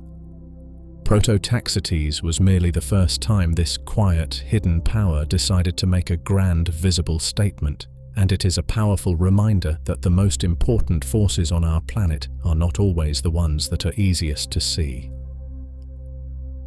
The long and winding story of how Prototaxites was finally understood, from its discovery as a tree, to its century-long identity crisis, to its final revelation as a fungus, is more than just a fascinating piece of scientific history. It is a perfect and beautiful illustration of how science itself actually works. It is a story about the power of a persistent question, and the quiet courage required to rewrite the things we thought we knew. Science is not a book of facts handed down from on high. It is a human process, a conversation with the unknown that spans generations. When Sir John William Dawson first laid eyes on that colossal fossil, his conclusion that it was a tree was not a failure. It was a brilliant and logical deduction based on the evidence available to him. The world of the 19th century knew that big, trunk-like things on land were trees. He was using the best knowledge of his time to interpret a message from a world that was unimaginably older and stranger than he could have conceived. His real genius, and the genius of the scientists who followed, was in their honesty. They acknowledged the contradictions. They noted the missing roots, the absent branches, the alien internal structure. They did not discard the evidence because it didn't fit the theory. They allowed the puzzle to exist. Prototaxites became what is known as a problematicum, a formal admission that we don't know what this is, but it is real and it is important. And in that admission lies the true integrity of the scientific method.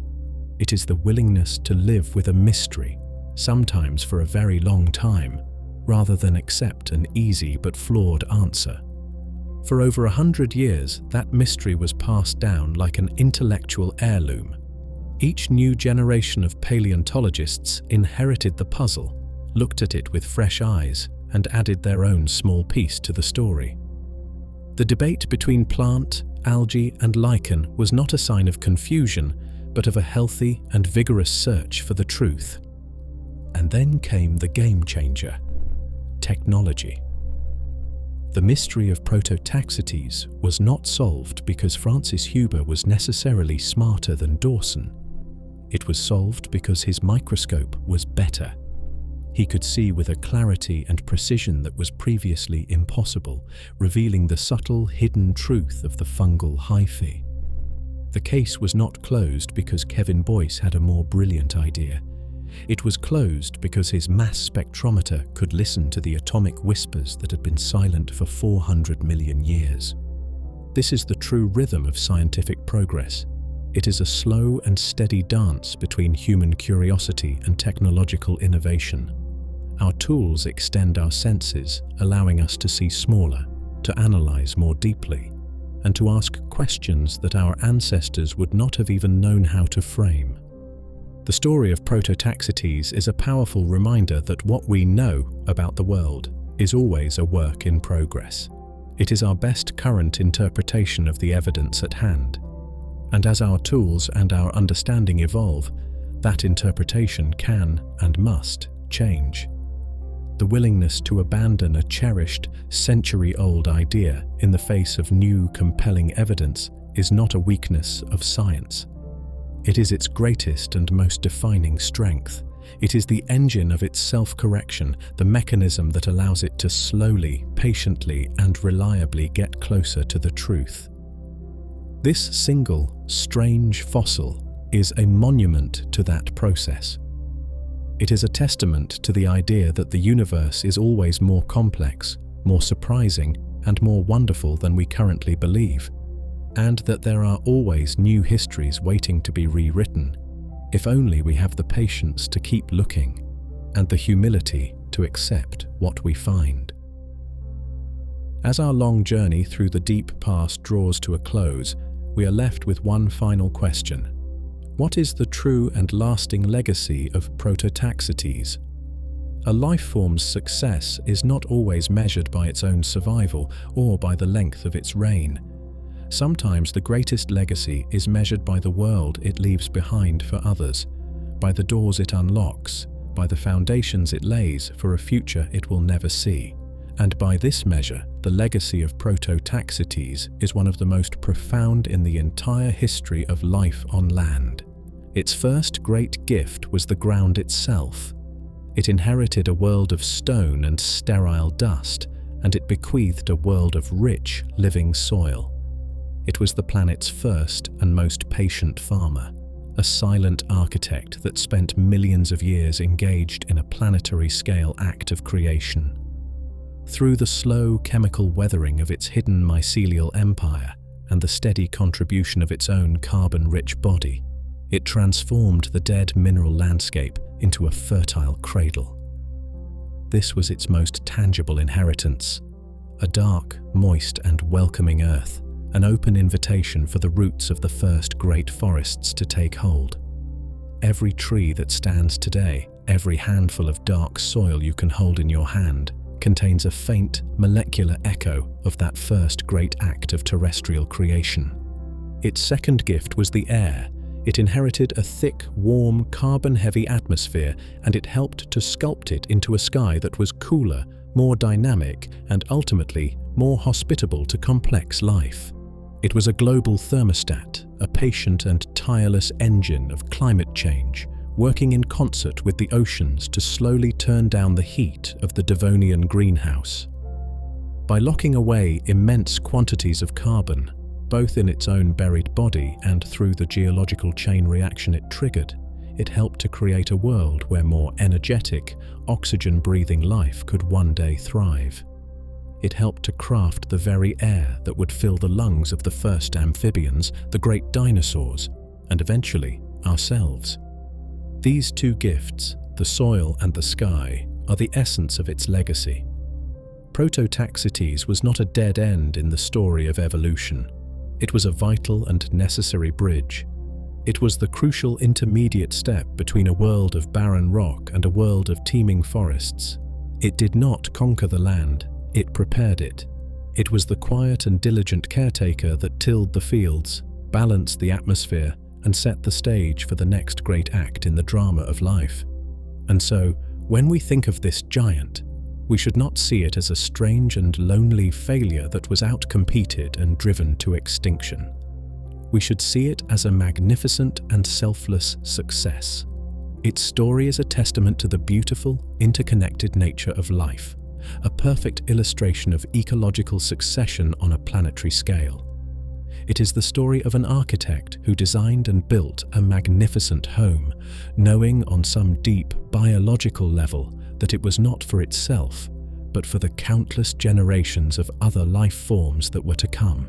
Its name is forgotten by the living world, its form is vanished from the face of the earth, but the house it built is the very one we are all living in today. And so, our long journey through a lost and silent world comes to an end. We have walked the barren shores of a 400-million-year-old continent, stood in the shadow of a fungal giant, and watched a green revolution transform the face of a planet. The story of Prototaxites, a creature that rose, reigned, and vanished long before the first dinosaur took its first breath, is a story that speaks to us from the immense, quiet depths of geological time. It is a story that offers a lesson in perspective. In our fast-paced, human-centric world, it is easy to see our own time, our own species, as the pinnacle of life's long story. But the tale of this forgotten giant is a gentle and profound reminder of the true scale of things. Our entire recorded history, with all its empires, its art, and its innovations, is but a single fleeting sentence in the great stone book of the earth. The reign of Prototaxites, which lasted for tens of millions of years, was a chapter in that book. We are perhaps a paragraph in another. To understand this is not to diminish our own importance, but to place it in a context of humbling and beautiful magnificence. Its story is also a meditation on the nature of life itself. It reminds us that the forms that life can take are always more inventive, more surprising, and more wondrous than we can imagine.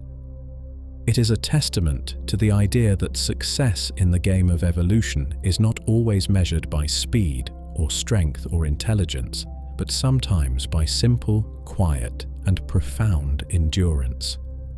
The giants were not hunters or thinkers. They were growers, they were architects, and in their slow, patient, and silent way, they engineered a world. As we now return to our own time, to the familiar sounds and sights of our modern world, let us carry with us a faint echo of that ancient silence.